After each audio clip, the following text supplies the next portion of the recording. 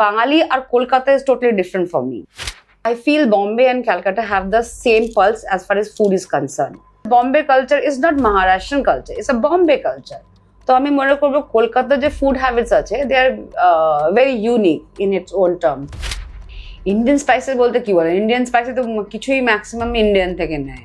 But the best thing about, আমি দুনিয়াতে অনেক জায়গায় কাজ করেছি বা খেয়েছি, the best thing about Indian কি বলুন তো, কোনো বি জায়গার থেকে টুকলি করে এমন করে ওটা ইম্প্রোভাইজ করবে লাগবে কি এটা তো ছিলই না। আমরা লোকেদের কাছ থেকে গার্লিক নিয়েছি, আমরা লোকেদের কাছ থেকে অনিয়ন নিয়েছি, আমরা লোকের কাছে জিরে, ধনে, গরম মশলা, স্যাফরান সব নিয়েছি। এইগুলো সব কিন্তু আমরা যাদের থেকে নিয়েছি তাদের থেকে ভালোভাবে ইউটিলাইজ করি, সেটা হচ্ছে মজার।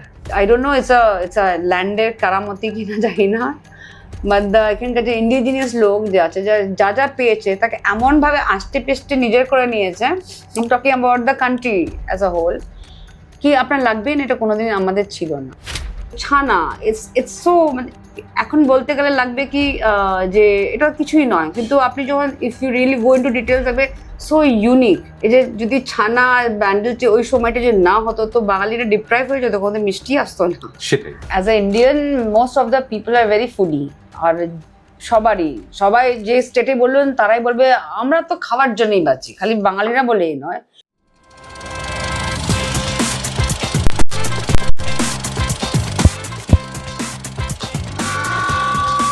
Stories to be untold.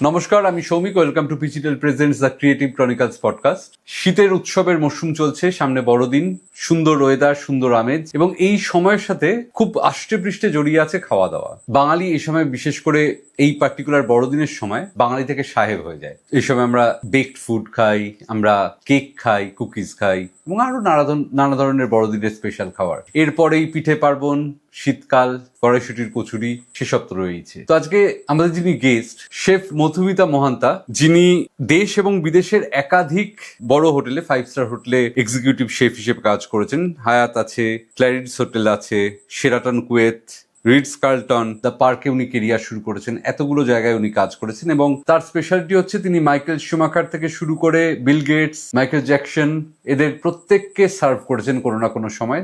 এই স্পেশাল সময় খাওয়া দাওয়া নিয়ে গল্প করব বলে আজকে আমাদের অতিথি তিনি। আর সময় নষ্ট না করে আমরা সরাসরি চলে যাই শেফের কাছে।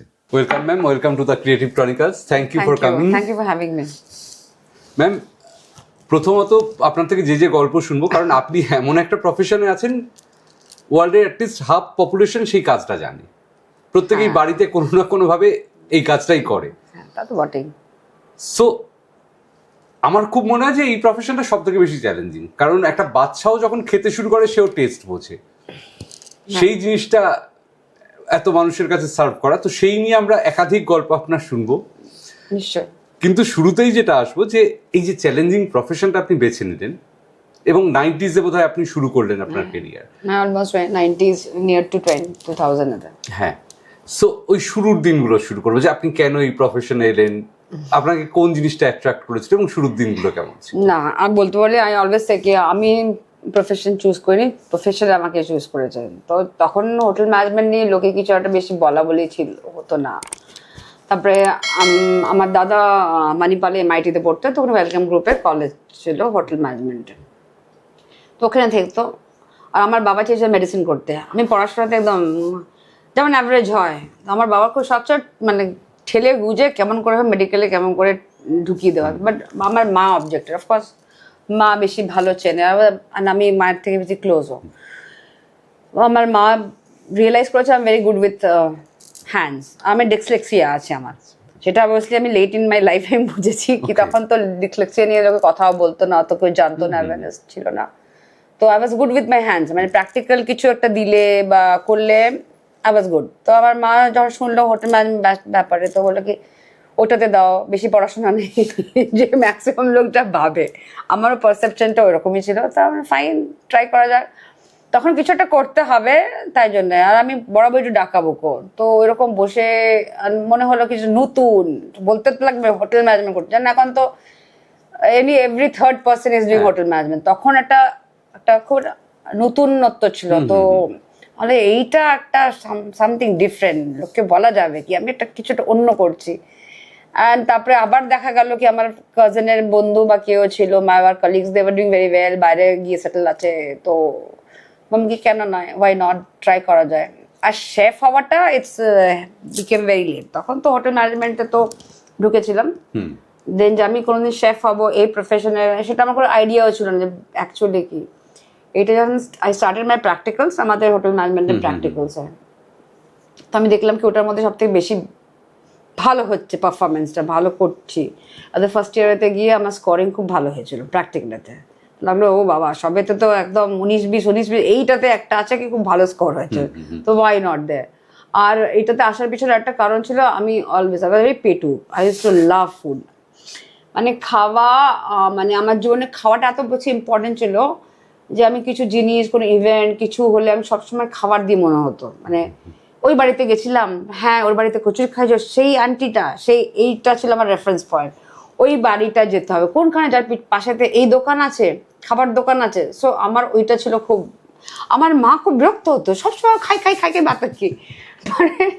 আর আমার বাবার ছিল ট্রান্সফারেবল জব, আমার বাবা কোল ইন্ডিয়াতে ছিলেন, তো অবভিয়াসলি মানে আমার মানে প্যালেটটা ছিল প্যান ইন্ডিয়ান, মানে আমি যেমন সকালবেলা টিফিন থেকে ইডলি সাম্বারও, তখন আর এখনের মধ্যে লোকে হয়তো এটা রিলেট করতে পারে, তখন এত জিনিস ছিল unless until you feel it. আপনি এখন ডিজিটাল এত বেশি ফুটপ্রিন্ট এত বেড়ে গেছে, লোকে সবকিছু জানছে, এখন একটা একটা ইউটিউব দেখে বা কোনো ইনস্টাগ্রামে রিল দেখে সে বাড়িতে ডোসা কি ইডলি বানায়, তখন তো ওই ব্যাপারটা ছিল না।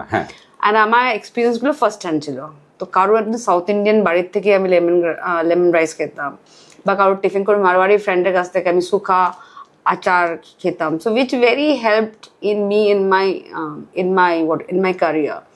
তখন আমি কেউ আমাকে কিছু বললে আমার কাছে কোনো ব্যাপারটা নতুন লাগতো না, ও এটা আই ক্যান রিলেট। এই প্রশ্নে আমরা পরে আসবো ভেবেছিলাম, কিন্তু খুব অদ্ভুত একটা জিনিস, ইন্ডিয়া একটা এতটা ডাইভার্স কান্ট্রি এবং সব পার্টে আলাদা আলাদা খাবার, গুজরাটে একরকম, মহারাষ্ট্রে একরকম, সাউথে একরকম, আমাদের ইস্টার্ন সাইড অফ ইন্ডিয়া একরকম, নর্থে একরকম। এই যে এত আলাদা খাবার, এত কিছু স্টিল মানে বেঁধে রেখেছে কি কোনো স্পেশাল স্পাইসেস, বা মানে কোন জিনিসটা ইন্ডিয়ান ফুডকে এক করে রেখেছে? দেখুন, as a Indian most of the people are very foodie, আর সবাই যে স্টেটে বলবেন তারাই বলবে আমরা তো খাওয়ার জন্যই বাঁচি, খালি বাঙালিরা বলেই নয়, আপনার গুজরাটি হোক মারওয়াড়ি হোক ওয়েডিং এসে বলবে আগে ফুড টেস্ট করবে, ডেকোরেশন তো ঠিক আছে সেগুলো ওরা ঠিক আছে, বাট এসেই বলে প্রাইমারি খানে কে লিয়ে তো আয়েঙ্গে, তো খানা পে দেখ লিজিয়েগা শেফ খানা। তো আমরা যে মানে বুকবাজি সবসময় বলি বাঙালিরা খুব খাওয়ার, ইটস নট অনলি বাঙালি, সবাই যারা আছে। আর বাঙালি আর Kolkata is totally different for me. কলকাতার culture is a very cosmo culture, very colonial আছে, আপনি সব জায়গা থেকে ডিফারেন্ট জায়গায় অনেক, আপনি যদি কলকাতাকে কম্পেয়ার করেন, আমি অন্য জায়গাটা একটু আলাদা একটু ডাইভার্ট হচ্ছি, I feel Bombay and Calcutta have the same pulse as far as food is concerned. মানে এত লোক যে এসেছে আর নিজের কালচার ছেড়ে গেছে, সেটা একটা মানে একটা আলাদা। আপনি স্কচ একটু খাচ্ছেন, সেটাকে আপনি ডিমের ডেভিল বলুন বা যাই বলুন, ফিশ ফিঙ্গার যে এত ঘরে ঘরে এত চড়াচড় অন্য স্টেটে হবে না। বাট আপনি কি অ্যাজ আ বাঙালি কোত্থেকে শিখলেন? বা কলকাতার লোকেরা অফকোর্স আপনার ব্রিটিশের থেকে শিখেছেন, এই যে ক্লাবস গুলো যে ছিল সেখান থেকে আপনি শিখেছেন। এখানে বোনলেস স্মোকড হিলসা কোত্থেকে এলো? অন্য জায়গায় তো অন্য জায়গায় আপনি কলকাতার থেকে 20 কিলোমিটার বাইরে যান, 30 কিলোমিটার। আমি as a West Bengal not in মানে কি বলবো, কোনো সোশ্যাল মিডিয়ার চোখ দিয়ে দেখছি বলছি, এমনিতে বলছি, যদি এগুলোকে বাদ দিন। আজকাল তো ইনফরমেশন ইজ সো র্যান্ডম, সবাই সবকিছু জানতে পারছে। আদারওয়াইজ আপনি দেখুন, এটা ছিল না, এটা হচ্ছে কলকাতার নিজস্ব কালচার। যদি আপনি এইরকম নিজস্ব কালচার, যেন Bombay culture is not Maharashtrian culture, it's a Bombay culture. তো আমি মনে করবো কলকাতার যে ফুড হ্যাবিটস আছে, they are very unique in its own terms.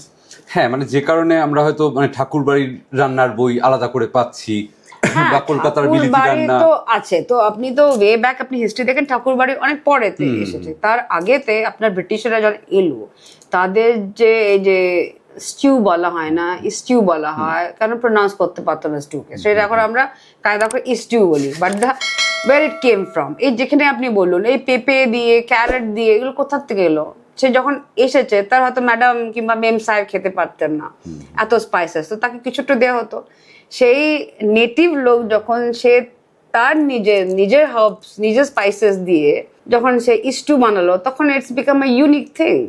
And food is a very interesting subject. So আপনি কোনোদিন বোর হবেন না, এভরিডে নতুন। আর আপনি যদি হিস্ট্রি পছন্দ করেন, যদি আপনি দেখতে চান কোথায় রুটস, তো আপনার তো মাথা খারাপ হয়ে যাবে যে কোথার থেকে ট্র্যাক ব্যাক করুন, কোথার থেকে এসেছে ব্যান্ডেল চিজ, কোথার থেকে এসে মানে কবে চিজ হয়েছে, and Bandel cheese and rasgulla দে ছানা, ইটস সো মানে এখন বলতে গেলে লাগবে কি যে এটা কিছুই নয়, কিন্তু আপনি যখন if you really go into details লাগবে সো ইউনিক। এই যে যদি ছানা ব্যান্ডেল ওই সময়টা যে না হতো, তো বাঙালিরা ডিপ্রাইভ হয়ে যেত, কোনো মিষ্টি আসতো না। সেটাই। So food is a very interesting subject. তো খাবার নিয়ে যতক্ষণ বলবেন, আমি তো আপনাদের পডকাস্টের টাইমও ওভার হয়ে যাবে।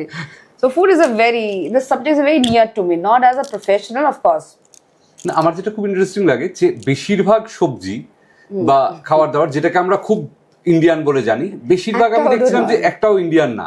মানে আলু, মানে যেটা আমাদের ঘরে ঘরে ইউজ হয়, সেটাও বোধহয় পর্তুগাল না। আপনি লঙ্কা বলুন, টমেটো বলুন, আমার মাঝে মাঝে লাগে কি টমেটো দিয়ে সবাই যে এত, আপনি যখন I mean it's a controversial topic, যত ব্লগাররা বলছে মানে সে ডিফারেন্ট স্টেট থেকে সে বলছে ঠিক ইটস ফ্রম মাই দাদিমা অর মাই নানি অর আমার ঠাকুমা দিদিমা সব বলছে, আর ইটস এ ভেরি হার্ডলুম রেসিপি, অনেক পুরোনো রেসিপি বলে টমেটো। আর টমেটো তো সেই দিনকার ব্যাপার, 100 years ব্যাকও আছে। পেঁয়াজ রসুন এগুলো তো হতোই না, ওয়াজ নট দেয়ার। তার মানে এই তো রিসেন্টলি, আপনি জানি না গ্রামে গঞ্জে তো এখন পর্যন্ত অনেক জায়গাতে টমেটোকে বিলাতি বেগুন বলা হয়। আচ্ছা। তো কেননা বিলাতি বেগুন কেন নাম, এই পুরুলিয়া বাঁকুড়া ওই দিকে দেখবেন তো, কেননা বেগুনের মতন বীজ আর বাইরের থেকে এসেছে, তো বিলাতি বেগুন। ও, এটা একদম নতুন ইনফরমেশন একটা। তো বিলাতি বেগুনের চাটনি কি খেয়েছো আজকে? বিলাতি বেগুনের টক। এখন লোকে টমেটো বলছে। সো আপনি যে বলছেন না আলো প্রাপ্তি যে লোকে বলে, বেশি নলেজ, কিন্তু সেই করতে করতে না যে এই যে অরিজিনালিটি অনেক ধামা চাপা পড়ে যায়, অনেক ধুলো পড়ে যায়। তো আপনাকে এক তো ডিক করতে হবে, না তো আপনার যে পুরনো যারা আছে, যা বয়স্ক যারা রান্না করতেন বা কিছু। সো এখন যে বলা হয় কি আমি অনেক পুরনো রেসিপি বলে, যে তারা যে রেসিপিগুলো দেন, if they really need to go back, কি সত্যি তখন কি ব্যাপারটা ছিল? তখন তো ছিল না। আমার দিদা যে ছিলেন, এখন যদি বেঁচে থাকতেন হয়তো উনি 110-20 হতেন। তো 110 বছর আগে শি ওয়াজ ইন কলকাতাতে, আমার দিদা খুব আধুনিক ছিলেন। মানে তো তিনি বলতেন যখন সে মানে আমরা হাফ ফ্যামিলিজ ফ্রম ওপার বাংলা থেকে, তো যখন তখন সবাই বলতো বিদুষী বউ এসেছে কলকাতা থেকে। তো তখন চা হতো না বাড়িতে, তখন পেঁয়াজ রসুন আসতো না, সেই পেঁয়াজ রসুন বানিয়ে তাকে তো ডোবার মধ্যে ফেলে আসা হতো 100 বছরের আগেতে। তো এবার যদি আমি দিদার রেসিপি দিই, তো আমি কেমন করে বলবো পেঁয়াজ রসুন দিয়ে? ইট ওয়াজ সো নো হাস ব্যাপার একটা ছিল। হ্যাঁ, মানে আমি থিওরিটিক্যালি জানতাম যে চা অনেক পরে এসছে, কিন্তু আপনি যখন বলছেন শুনতে অদ্ভুত লাগছে যে বাড়িতে চাই হতো না। হ্যাঁ, তো আমি ইন্ডিপেন্ডেন্সের সময় করছি, পোস্ট ইন্ডিপেন্ডেন্স একটু কিছুদিন, মানে 20 বছর 30 বছর আগেকার কথা। সেই তো কত পুরনো। এখন যারা জন্মাচ্ছে তাদের জন্য হয়তো হচ্ছে, আমরা যা ভুমার না কি বলে এই জেনারেশনেতে, for us it's not that far off. ওই জেনারেশন থেকে আমাদের গ্র্যান্ড পেরেন্টসরা ছিল। মেবি এখন যারা 20s আছে তারা গ্র্যান্ড পেরেন্টস হচ্ছে, but great grand parents is not that far off, 2 generation আগেতে। তো আপনি চেষ্টা করলে if you stretch your arms you can touch them. কি এত পুরনো তো নয়, এটা প্রি হিস্টোরিক্যাল, একদম ডাইনোসরের টাইমে তো নয়। তো এইগুলো তো আপনি যদি পড়বেন দেখবেন তাহলেই বলবেন। সো যখন একটা বলছে আমার দাদা, তাহলে সে কোন generation? Your grandparents and from which generation? কত বছর আগেকার কথা? কি সবেতে পেঁয়াজ, সবেতে রসুন, পেঁয়াজ রসুন ছাড়া যেন দুনিয়াতে খাবারই নেই। I know it's my own opinion, of course, কিন্তু of course টেস্ট বাড়ে, খেতে হয়। তার আগেও তো কি ইন্ডিয়ান লোকেরা খেতেন না? তো কোনো কি পুরনো ফুড এখন এক্সিস্ট করছে আমাদের মধ্যে? হ্যাঁ, অনেক কিছু আছে, বাট ওটা টাইম কালেতে হয়তো একটু হয়ে যায়। দেখুন যেগুলো, আর একটা ব্যাপার আছে, আমি জানি আজকাল লোকে বাঙালিদের ভেজিটেরিয়ান বলে কিছু বস্তু নেই। মানে আপনি যদি কোথায় যান, তো আমার বাড়িতে আমার মা, আমার sister in law, they are vegetarian. তো বেচারারা কোথাও গিয়ে আধপেটা খেয়ে আসে, because there is no offering in the, মানে আগের থেকে বলে দিতাম আমরা কি আমরা ভেজিটেরিয়ান। তো বলছে সোমবার আমরা যে ইটস আওয়ার লাইফস্টাইল চয়েস হতে পারে, এটা অনেকের মাথায় আসে না। But are we really non vegetarian as a nation? বাঙালিদের কথা বলছি, আমাদের ভেজটা এত ভ্যারাইটি ছিল।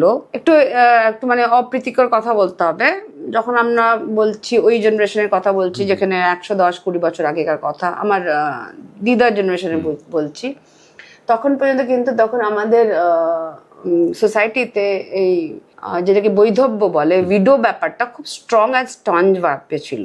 তাদের জন্য রুলস অ্যান্ড রেগুলেশন ছিল, আর তাতে অফকোর্স ভেজিটেরিয়ান ছিল। তাদের ডুজ অ্যান্ড ডোন্টস খাবার এত ছিল।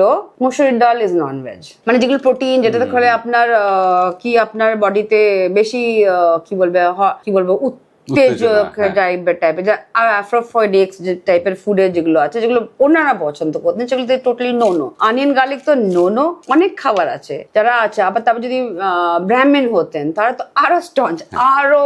তো তাদের জন্য কি হতো, তাদের জন্য বাড়িতে, আর জানেন তো কিরকম বিবাহ, মানে বিয়ের কিরকম ছিল, ছোট ছোট মেয়েদের বিয়ে হতো, তো ম্যাক্সিমাম একটা ফ্যামিলিতে দেখতে নাই করে হয়তো সিস্টার ইন ল উইডো, কাকিমা উইডো, মা উইডো। যদি বাড়িতে যদি অতগুলো মহিলা থাকতেন আর তারা যদি 4-5 জন থাকতেন, তো তারা কি খেতেন? তো they had a separate kitchen. তো আগে ওখানে সব বাঙালিদের বাড়িতে ভেজ আর নন ভেজ রান্না করা হতো। তো তারা ছোঁয়াছুঁয়ও খেতেন না তারা। তো তখন মানে চিকেন যে আজকে আমরা এত খাচ্ছি, বাট চিকেনও তো ভীষণ নতুন। তো তখন হতো, তখন ডাক খেত লোকে, চিকেন অত খেত না। চিকেন লোকের অনেক পারসেপশন ছিল, অনেক নোংরা খুঁটে খায়। তাই এখন তো পোল্ট্রি ছিল না, তো লোকের ডাক প্রেফার করতো ওভার চিকেন। বার্ড ছিল, আপনার পায়রা খেত, তারপরে যারা শিকার করতো পানকৌড়ি বলে ওইগুলো খেত, অনেক কিছু ছিল, তিতির খেত। ওকে, তো এগুলো ছিল তখন। এখন তো আপনি চাইলে হবে না, unless until they are being farmed, তো আপনি এগুলো পাবেন না। কোয়েল যেন এখন আমরা ফার্মিং করি, we do cook in the professional kitchen, কিন্তু সেগুলো ছিল না। তো তখন এইসব কিচেনে কি হতো, তখন এখানে আপনি হতো, এখানে শুক্তো হতো, এখানে যেগুলো থোর, কাঁচকলা, ডিফারেন্ট অফ কোফতা যেগুলোকে বলুন, যাই হবে। Of course kofta also is not from India, এটা মিডল ইস্টের আমাদের উপহার যা বলুন। তো কোফতের থেকে কোফতা হয়েছে। সো এইগুলো আছে, তো ছেচকি, ঘন্ট, যাই বা আপনারা শুনেন, ডালনা, এগুলো সব সেই কিচেনে হতো। আর ননভেজ কিচেন ননভেজ হতো। তখন যে বাড়ির যে কর্তা বলুন বা মেন অফ দ্য ফ্যামিলি, তো সেই 2 কিচেন থেকে খাবার তারা খেতেন। এখন বলতে গেলে দেখবেন কেউ অফকোর্স কিছু করে, বা সব জায়গায় ভেজের মধ্যেও দেখবেন কোথাও কোথাও ননভেজের টাচ চলে আসবে। এইটা বাঞ্ছে লাগছে, কিছু করেন। আমি টকিং অ্যাবাউট তো লোকে যেটা মানে আপনি ওয়াই এম সেইং সোশ্যাল মিডিয়াতে লোকের আজকাল একটা নলেজের সর্স হয়ে গেছে। আপনি দেখুন সুইগি জোম্যাটো দেখুন ইন্ডিয়াতে কোন স্টেটেতে কি খাবার আছে, কত ভেজিটেরিয়ান আছে, আপনি দেখবেন পুরো লাল ডটে ভর্তি ওয়েস্ট বেঙ্গলে। মানে there is no taker for vegetarian. আপনি ভেজিটেরিয়ান থালি বিক্রি করুন, আনলেস আনটিল অন্য স্টেটের যারা লোকের এখানে বসবাস করছেন। আই এম নট সেইং কি নন ভেজিটেরিয়ান হলে খারাপ কি vegetarian, I am talking about the demography, কেমন চেঞ্জ হয়েছে ওভার দ্য টাইম। ফুড কেমন করে মানে আপনারা বুঝতেও পারবেন না, কিন্তু আস্তে আস্তে টাইমের সঙ্গে সঙ্গে এটা কেমন চেঞ্জ হতে পারে। এখন থেকে আরো 20 বছরের পরে যারা হচ্ছে, তো তারা জানতেও পারবেন না কি 100 বছর আগেতে ফুড সিনারিওটা কেমন ছিল। সো এটা একটা রিসার্চের বস্তু। অফকোর্স অনেক লোকেরা করছেন, but I love this thing কি আমার একজন সিনিয়র বলতেন, food is a something that talks about you, who are you. আপনার ফিজিক্যাল অ্যাপিয়ারেন্স কেন এরকম, আপনার ইকোনমিক্যাল স্ট্রাকচার কি, আপনার জিওগ্রাফিক্যাল লোকেশন কি, এটা একটু বুঝিয়ে বলুন, মানে বেশ ইন্টারেস্টিং। দেখুন যেমন হয়ে গেল ম্যাক্সিমাম জায়গা আপনি কেমন দেখতে, আপনি কিরকম খান।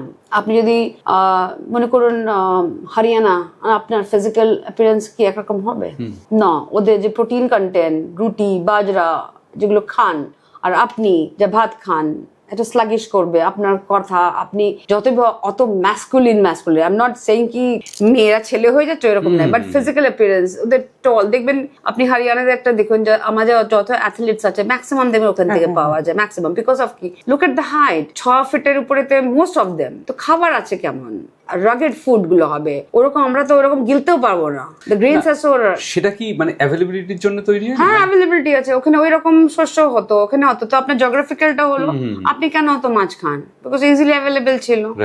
আপনি কেন ভাত খায়, কারণ আপনার ডেল্টা, আপনাদের উপজাও জমি আছে, সেখানে ভাত চালটা ভালো হতো।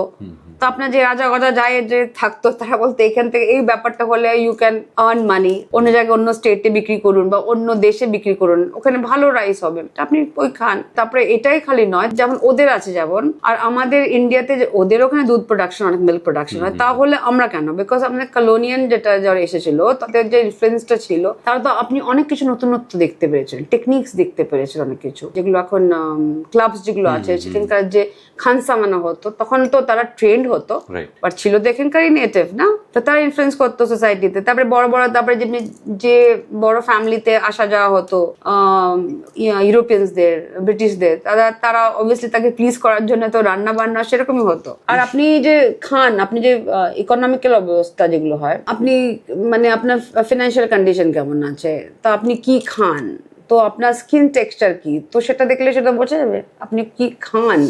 আপনি কি বলে না, যা পেটে খেলে কি একটা বাংলাতে প্রভাব আছে, পেটে খেলে গায়ে সয় না, পিঠে সয়। তো আপনি যা খাচ্ছেন ইনট্যাক্ট, তাদের সবাই বলে কি ইন্ডিয়ানস বাঙালিদের খুব ভালো স্কিন নাই, কেমন করা সকাল মধ্যে খুব ভালো ব্রেনি হয়, খুব মাথা খুব চলে, বিকজ ফুড। আর তারপরে আপনি দেখুন যে অনেক জায়গাতে যেখানে পিকলস আছে, রাজস্থানে আছে, তো একটা সময় হয় তো ডিহাইড্রেট করে রাখতে হবে, শুকিয়ে রাখতে হবে। So the best thing is to pickle it. 12 মাস খাবে কি? তো দিস আর দ্য থিং, ওইগুলোর থেকেই এইভাবে এসেছে এগুলো। আজকে দাঁড়িয়ে হ্যাঁ, আপনার এতদিনের এক্সপিরিয়েন্স পর কলকাতার ফুড মার্কেটকে আপনি কিভাবে দেখেন? Honest opinion. এটা খুব কন্ট্রোভার্সিয়াল কোয়েশ্চেন একটা। কি রকম দেখেন? যে আগের থেকে অনেক একটা ভালো জিনিস আছে কি, কলকাতায় এখন অনেক বাংলা খাবার পাওয়া যায়, যেটা কি আজ থেকে 15 বছর আগে তো পাওয়া যেত না। আমি যখন I started my journey as a chef, তখনও খুব কম জায়গাতে বাংলা খাবারটা। এখন যে সব জায়গা হচ্ছে, যা হোক ম্যাক্সিমাম জায়গাতে ওই কষা মাংস, ওই টিপিক্যাল খাবার হয়, স্টিল লোকে খাচ্ছে, এক্সপোজার পাচ্ছে। মানে সেটার কারণ কি বাংলা খাবার হারিয়ে যাচ্ছে বলে আস্তে আস্তে অনেক বেশি কিছু? না, অ্যাকচুয়ালি দেখুন এটা অনেকটা ওই যে বললাম আপনার সোশ্যাল স্ট্রাকচার কেমন। বাঙালিদের ম্যাক্সিমাম লোকেরা মানে ফিমেল, একে তো ফিমেল ডমিনেটিং সোসাইটি, এটা তো আপনি মানবেন। মারা মেয়েরা হ্যাভ আ ভেরি কি বোল্ড সে, অফকোর্স ইন কলকাতাতে তো বটে, আমি গ্রামে গঞ্জের কথা অত বলতে পারবো না। তাহলেও গ্রামে গঞ্জে হলেও females is a very have অন্য স্টেটের মতন নয় কি সাপ্রেস। কিছু কিছু ফ্যামিলি কিছু কিছু জায়গাতে সেটা আছে, কিন্তু they have a voice of their own. তার মানে কি হচ্ছে, চাকরি, আপনার আমি একটা কথা বলছি, আমি দিল্লিতে থাকতাম যখন, আমি stay in a very posh locality থাকতাম, যে গেটেড কমিউনিটি থাকতাম, সেটা বেশ বড় লোক, মানে এভরি নেক্সট হাউসের সামনে একটা অডি বা BMW দেখবেন। তো আপনি দেখবেন কি এই যখন 12টা 1টা হয়ে গেল, তখন দেখবেন আপনি সামনেতে ক্লাব ছিল, দেখবেন ওখানে হাউজি হচ্ছে, ওখানে পার্টি হচ্ছে, কিটি পার্টি হচ্ছে, কি না ফিমেলরা। আপনি এই সেমই জিনিস কলকাতায় দেখুন তো, 12টা 1টার সময় দেখবেন সব শুনশান, কারণ females are not that a home, because they are out. Out মানে চাকরি করছে, they have a job, whatever the thing is. তারপরে যদি আপনার হাজব্যান্ড ওয়াইফ যান, তো এই যে বললাম, আর বাঙালিরা পেটু, তো জিভের যেটা আছে সেটা কোথায় দেওয়া হবে? তো there is always a demand, তো ডিমান্ড হলেই সাপ্লাই হবে। আমি আজকে খেতে চাই কষা মাংস, আপনার টাইম নেই, আমি 12টার সময় ফিরছেন, তো দেয়ার সামবডি, সো ডিমান্ড থাকলেই সাপ্লাই চলে আসবে অটোমেটিক্যালি। আজকে আমার শুক্তো খেতে কি ভালো ইচ্ছে হচ্ছে, দেয়ার সামওয়ান দেয়ার, তো যেমনি হবে তো আপনার ডিমান্ড যেমনি বাড়ছে আপনার সঙ্গে সঙ্গে হয়ে যাবে। সো এটাও হচ্ছে কি আপনার সোশ্যাল স্ট্রাকচার চেঞ্জ হচ্ছে। তারপরে এই যে ছেলে যারা ইয়াং পিপল আছে, তাদের জন্য অনেকটা মার্কেট আমরা বলি ইন আ ওয়ে না ডাইলিউট হয়ে গেছে, বিকজ ওর তো আছে এখন পেরেন্টস আর ভেরি লিবারেল। আগে আপনি জানি না, আমাদের সময়তে আগে খেতে গেলে মাকে পারমিশন করতো, ওইটা আমি আজকে আনিয়ে খাবো, এটা আনিয়ে দেবে। এখন তো তা নয়, every child is getting a pocket money. Even not only that, they are earning also, there are so many ways to earn. আপনি কোনো জায়গায় সোশ্যাল মিডিয়া দেখবেন ছোট ছোট বাচ্চারা they are having content create করছে, তো তারা তো আর্ন করছে। সে 12 বছরে 15 বছরে, সে কি করে, সে তো তার মর্জির মালিক, সে তো because money gives a lot of freedom, absolutely of course. তো he is a decision maker. তো আমি কোথায় খাবো, কি পরবো, সেটা মাই চয়েস। সে এখন দেখবে কি 10 টাকাতেই আমার আছে কিংবা 20 টাকায় আছে, এটা দিয়ে আমি কি খেতে পারবো। তো obviously there should be again না there a demand, so supply এসে গেছে। তো ইন আ ওয়ে দেখুন, এবার এইগুলো আমি রিলেট করছি। এবার অ্যাজ আ প্রফেশনাল যে হোটেলস গুলো যেগুলো আছে সেগুলো ইন আ ওয়ে সাফার করছে, because competition is cut throat. আপনার অডিয়েন্স কিংবা আপনার যে টেকার আছে যেটা তো ওই হ্যান্ডফুল, এবার কে কার দিকে টানবে। এবার দেখুন অনেক বড় বড় হোটেলসরাও দেখবেন যে আগে যেগুলো আপনি দেখবেন 5-7 বছর আগে রেটস থাকতো, they have slash down on their. Absolutely, কারণ এখন মোটামুটি বেশ 5 স্টার হোটেলগুলোতেও 12.99 13.99 এ বাফে পেয়ে যাচ্ছে। আরো কম। I won't want to take names of the organization, আরো বড় বড় জায়গাতে, বড় বড় জায়গা, যে কারণে এখন নরমাল মধ্যবিত্তও সেখানে যাওয়ার স্কোপ পেয়ে গেছে। তো সেটা হচ্ছে। এবার আরেকটা এর সঙ্গে একটা আছে, সো দ্য মার্কেট ডাইলুটেড। এবার যে 5 স্টার হোটেল যে কালচার, সেটাও ডাইলুট হয়ে গেছে। আমি যে কোয়ালিটির প্লেস আনবো, বিকজ আপনার অডিয়েন্স আলাদা হয়ে গেছে, এবার আপনার যে টেকার্স মানে আলাদা হয়ে গেছে, আপনাদের যে কনজিউমার আলাদা হয়ে গেছে অবভিয়াসলি। এবার আমি ওইটাই যেটাকে কিনতাম, যেটাকে আমি অত টাকা দিয়ে যেটা একটা আমি দিতাম, অফকোর্স ওর মধ্যে পিছু তো ছিল না কি আমি যেহেতু 5,000 টাকা দিয়েছে সবই আমার লাভে ছিল, তাই তো নয়। সেই হিসেবে প্লেটস হতো, সে ক্রকারি কাটলারি হতো, সেই হিসেবে লোক হায়ার হতো, সেই হিসেবে আপনার খাবার কোয়ালিটি হতো। তো এখন আপনি যখন জানেন কি আমি ওটা 9.9 দিয়ে দেবো, তো আপনাকে তো কোথাও না কোথাও you have to cut the corners. So that is the irony of the food industry at the moment. সারা ভারতের বিভিন্ন শহরে ঘুরেও দেখেছি মানে কলকাতা অনেক বেশি প্রাইস সেনসিটিভ, রাইট? অনেক বেশি না, খুব বেশি price sensitive.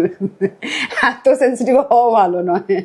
The people who is doing business তারা সাফার করে আ লট। হ্যাঁ, মানে যে কারণে ধরুন আপনি যে এরিয়ায় থাকেন সেখানেও আজকে একটা রেস্টুরেন্ট খুলছে বা ক্যাফে খুলছে, উইদিন 3 মান্থস দেখি বোর্ড চেঞ্জ হয়ে গেছে, ওখানেই আবার অন্য ক্যাফে খুলে গেছে। চেঞ্জ হচ্ছে কারণ কেউ চালাতে পারছে না হয়তো, মানে যেগুলো চলছে। হ্যাঁ, এই যে পুরো বিষয়টা, এবং 5 স্টার হোটেলেও কলকাতায় যে দামটা কমে এসছে, এটা কি ওভারঅল কলকাতার ফুড কোয়ালিটি ডিটোরিয়েট করছে? কারণ আপনি আমাকে সব কন্ট্রোভার্সিয়াল কোয়েশ্চেন্স জিজ্ঞেস করছেন। হ্যাঁ, আপনি যদি একটা বলছি না, আপনি প্রফেশনাল একটা বাস্তব বুদ্ধিতে আপনি ভাবুন কি, যদি আপনি 399 all inclusive of mutton chicken সব দিচ্ছেন, আপনি তো বাজার করেন, আপনি তো খান, আপনি দেখেন না বাজারে কি দাম। যেখানে পটল হচ্ছে 60 টাকা, আপনি কি দেবেন? একটা এক্সাম্পল দিচ্ছি। তো আপনি কি দেবেন? তার মধ্যে আপনি সব কিছু দেবেন, তো কোথাও তো কোথাও হবে। আপনি বলে হ্যাঁ আমি খুব ভলিউমে খেলে নিয়েছি, তো আপনি কত ভলিউমে খেলবেন? 12 মাস 13 দিনে কত ভলিউমে খেলবেন? তাহলে একটা কথা বলুন, সে তো খেয়ে চলে গেল, আপনি 399 দিলেন, আপনি 400 টাকা আপনি সব দিলেন, কিন্তু তাহলে হবে, তাহলে আপনার পোর্শন সাইজে কোথাও না কোথাও হচ্ছে either you are compromising on the stuff quality, you are compromising on food quality maybe, আর আপনি কোথাও না কোথাও করতে পারছেন। তাই জন্য তো দেখুন food business, when I left the industry, সবাই আমাকে বলেছিল কি why not you open your own thing। আমি তো বলে ও রাস্তায় আমি কোনোদিন হাঁটবো না, বিকজ আপনি দেখবেন ফুড ইন্ডাস্ট্রি দ্য পিপল যাদের restaurant, you are the first person to open your restaurant and you are the last person to shut your shop. সবাই বন্ধ হয়ে, আপনি যদি তার জায়গায় যদি মনে করেন টেক্সটাইলের দোকান, মানে হোয়াট এভার, কাপড় জামা অন্য যা খুশি করলো, আপনি সকালবেলা উঠলেন, আসলেন, দোকান খুললেন, চলে গেলেন, 8টা-9টা নাগাদ থাকলেন, বন্ধ হয়ে গেলেন। কিন্তু না, আপনি যখন রেস্টুরেন্ট তার থেকে 2 ঘন্টা আগে আপনি বাজার করতে গেছেন, তারপরে আপনি ওটাকে এসে যদি আপনি শেফ হন তাহলে আপনাকে ওটা প্রসেস করতে হবে, প্রসেস করার পরে তো ওটাকে আবার বিক্রি করতে হবে, বিক্রি করার পরে তো আবার কালকে কি করবো সেটা দেখতে হবে, যেগুলো বিক্রি না হলো সেটাকে কি করে রাখতে হবে, তারপরেতে আপনি কিচেন ক্লোজ করতে হবে, তারপরে আপনি বাড়ি যাবেন, এটা ডাবল কাজ। আমি ভাবলাম সুখে থাকতে কেন ভূতে খেলায়। এই কারণে কি কলকাতায় ফুড ইন্ডাস্ট্রিতে এত স্ক্যাম হচ্ছে? মানে এই যে ভাগাড়ের মাংস হ্যান ত্যান, মানে সেটা সবাই তো আর করেন না, যারা করে মাঝে মাঝে হয়তো হয়েছে। তো আমরাও অ্যাজ আ কি এটা বলবো বলুন, এটা তো আমরা price sensitive as a market, তো কিছু করার নেই সেটা। বাট হ্যাঁ, যারা ইন ইন্ডাস্ট্রিতে তাদের তো আমার I feel really pity for them, they really work hard. It's not a easy thing. আপনি রেস্টুরেন্ট করে দিলেন, একটা বাড়ি একটা করে একটা বা কিছু একটা করে দিলেন, আর সেটা থেকে যাবে সেই ভাবেতে, মানে life is not easy, they really work very hard. আর Indian consumer is one of the difficult consumer. মানে ও যদি 1 টাকা স্পেন্ড করে তো লাগবে 1 টাকা 25 কেন 1 টাকা 60-70 পয়সা, ততক্ষণ ওষুধ হয়, ততক্ষণ আমার প্রাণ, মানে ততক্ষণ সেই লোকটাকে আমি ছাড়বই না। দেখুন, এটা আমি এই জন্য বলছি, আমি তো আজকে ইন্ডাস্ট্রিতে নয়, আমি এই একটা কান্ট্রিতেও কাজ করিনি। দেখুন, আমি it's a human, it's a by the people for the people. এটা কোন রোবট করছে না, আপনি হিউম্যান বিং, এরর হতে পারে। বাইরেতে গিয়ে আপনি সরি বলুন, ঠিক আছে, বাট ইন্ডিয়াতে, অ্যাক্রস ইন্ডিয়া বলছি, মোর অর লেস, আর কলকাতা আরই বলছি, এখন যে সোশ্যাল মিডিয়া হয়তো আরো একটা ব্রহ্মাস্ত্র হয়ে গেছে, সেটাকে দিয়ে শাসানো যায়, সেটাকে দিয়ে ভয় পাওয়ানো যায়, সেটাকে দিয়ে আপনাকে they can twist your arms also. এটা হয় বড় থেকে ছোট দিয়ে, এদের আপনি বললে আই ডোন্ট কেয়ার, আপনার জোম্যাটোর রেটিং কমে যাবে, আপনার সুইগিতে রেটিং কমে যাবে। It's difficult to work really. Food industry অনেকে বলে কি ধুম করে রেস্টুরেন্ট খুলে নেবো, it's not there. Of course luck favour করে আপনি যদি ভালো জায়গাতে রাইট টাইমে থাকেন, কিংবা আপনি যে থিম বা আপনার যা যা চিন্তা ভাবনা নিয়ে আপনি এসেছেন সেটা হয়তো নেই ওখানেতে, সেক্ষেত্রে আপনি লাকি হতে পারেন, কিংবা আপনার কাছে খুব ভালো স্কিল্ড লেবার থাকলো, তো অফকোর্স ইউ উইল সেল। কিন্তু এর পরেও ধরুন প্রতিটা সেলিব্রিটি, সে ক্রিকেটার হতে পারে, ফিল্ম স্টার হতে পারে, তারা তাদের ইনভেস্টমেন্টের বড় একটা জায়গা রেস্টুরেন্ট, ফাইন ডাইনিং, প্রত্যেকের নামে মনে হয় বিরাট কোহলি বলুন বা বলিউড যে স্টাররা শিল্পা শেট্টি অ্যান্ড অল, সবার আছে। সেটা একটা ভালো আছে। আপনার কাছে যে আপনি যে ফুড বিজনেসে নামছেন, তা আপনার কাছে খুব ভালো ব্যাকআপ মানি থাকতে হবে। যে রেস্টুরেন্টগুলো বন্ধ হয়ে যায় তারা কি ভাবেন বলুন তো, হয়তো আপনার কাছে 100 টাকা আছে, 100 টাকায় আপনি লাগিয়ে দিলেন জিনিসপত্র কিনে দাম করে, তারপরে আপনি কোনো বি ফুড কোনো বি রেস্টুরেন্ট আপনি যে ভাবেন যে শুরু হওয়ার সঙ্গে সঙ্গে চলবে, এটা কোনো মানে নেই। ওনারা কেন সাস্টেন করেন? কেননা ওনার কাছে 1 বছর 1.5 বছর সাস্টেন করার মতন ক্ষমতা থাকে। তো আস্তে আস্তে সব গ্রোথ হবে, তো 1.5 বছর 2 বছরে তো ওরা ঠিক দাঁড়িয়ে যাবে। আর ওনাদের কি সুবিধা আছে, ইয়োর নেম ইজ মোর, একবার না একবার তোরা খেতে যাবে, আরে Virat Kohli restaurant, what ever যারই বলুন না কেন, এই সেলিব্রিটি শিল্পা শেট্টি রেস্টুরেন্ট, ওই একটা আছে। আর আপনার যে ফ্রেন্ড সার্কেল আছে সেটাও সেরকম ব্যাকগ্রাউন্ড থেকে আসেন। Shilpa Shetty restaurant is doing very well and is very expensive also. আপনার একদম 2-3 মাস অব্দি আপনার ওয়েটিং থাকে। তো শিল্পা শেট্টির নেটওয়ার্ক আর আমার নেটওয়ার্ক কি একরকম হবে? Network is net worth. তো সেরকমই তো ওনারা যে করে, এক তো ঠিক আছে পয়সাটাকে এক জায়গায় ইনভেস্ট করলো, আর food is never out of fashion. খাবার তো লোকে খাবে, আর ইন্ডিয়ানরা তো খাবেই। একটা আছে কি ফুড একঘেয়ে হয়ে যায় রেস্টুরেন্ট, তো he or they can afford to revamp the entire restaurant after maybe আর 2 বছর পরে। আপনি যদি আপনার ফ্যামিলি, আর শিল্পা শেট্টি বা যেই celebrity, that is not the only source of earning, and there they can say, oh I also own a restaurant. That is A. Second হচ্ছে আপনাদের সারাউন্ডিং এ যা, মানে কোনো আমার প্রোডাকশন হাউস আছে, আমার অন্য কিছু আছে, তো আপনার তো ম্যাক্সিমাম দেখবে ওখান থেকেই খাবার আসছে। তো কি বলে গঙ্গা জলে গঙ্গা পুজো টাইপের ব্যাপার, সেই একটা ব্যাপারও আছে। অ্যান্ড তারপরে হচ্ছে কি they have the capacity to sustain for 2 years। আর যখন লাগবে কি থিমটা পুরনো হয়ে গেছে, অন্য কিছু, they can really scrap the entire thing and can relaunch it, because that is not only source of earning.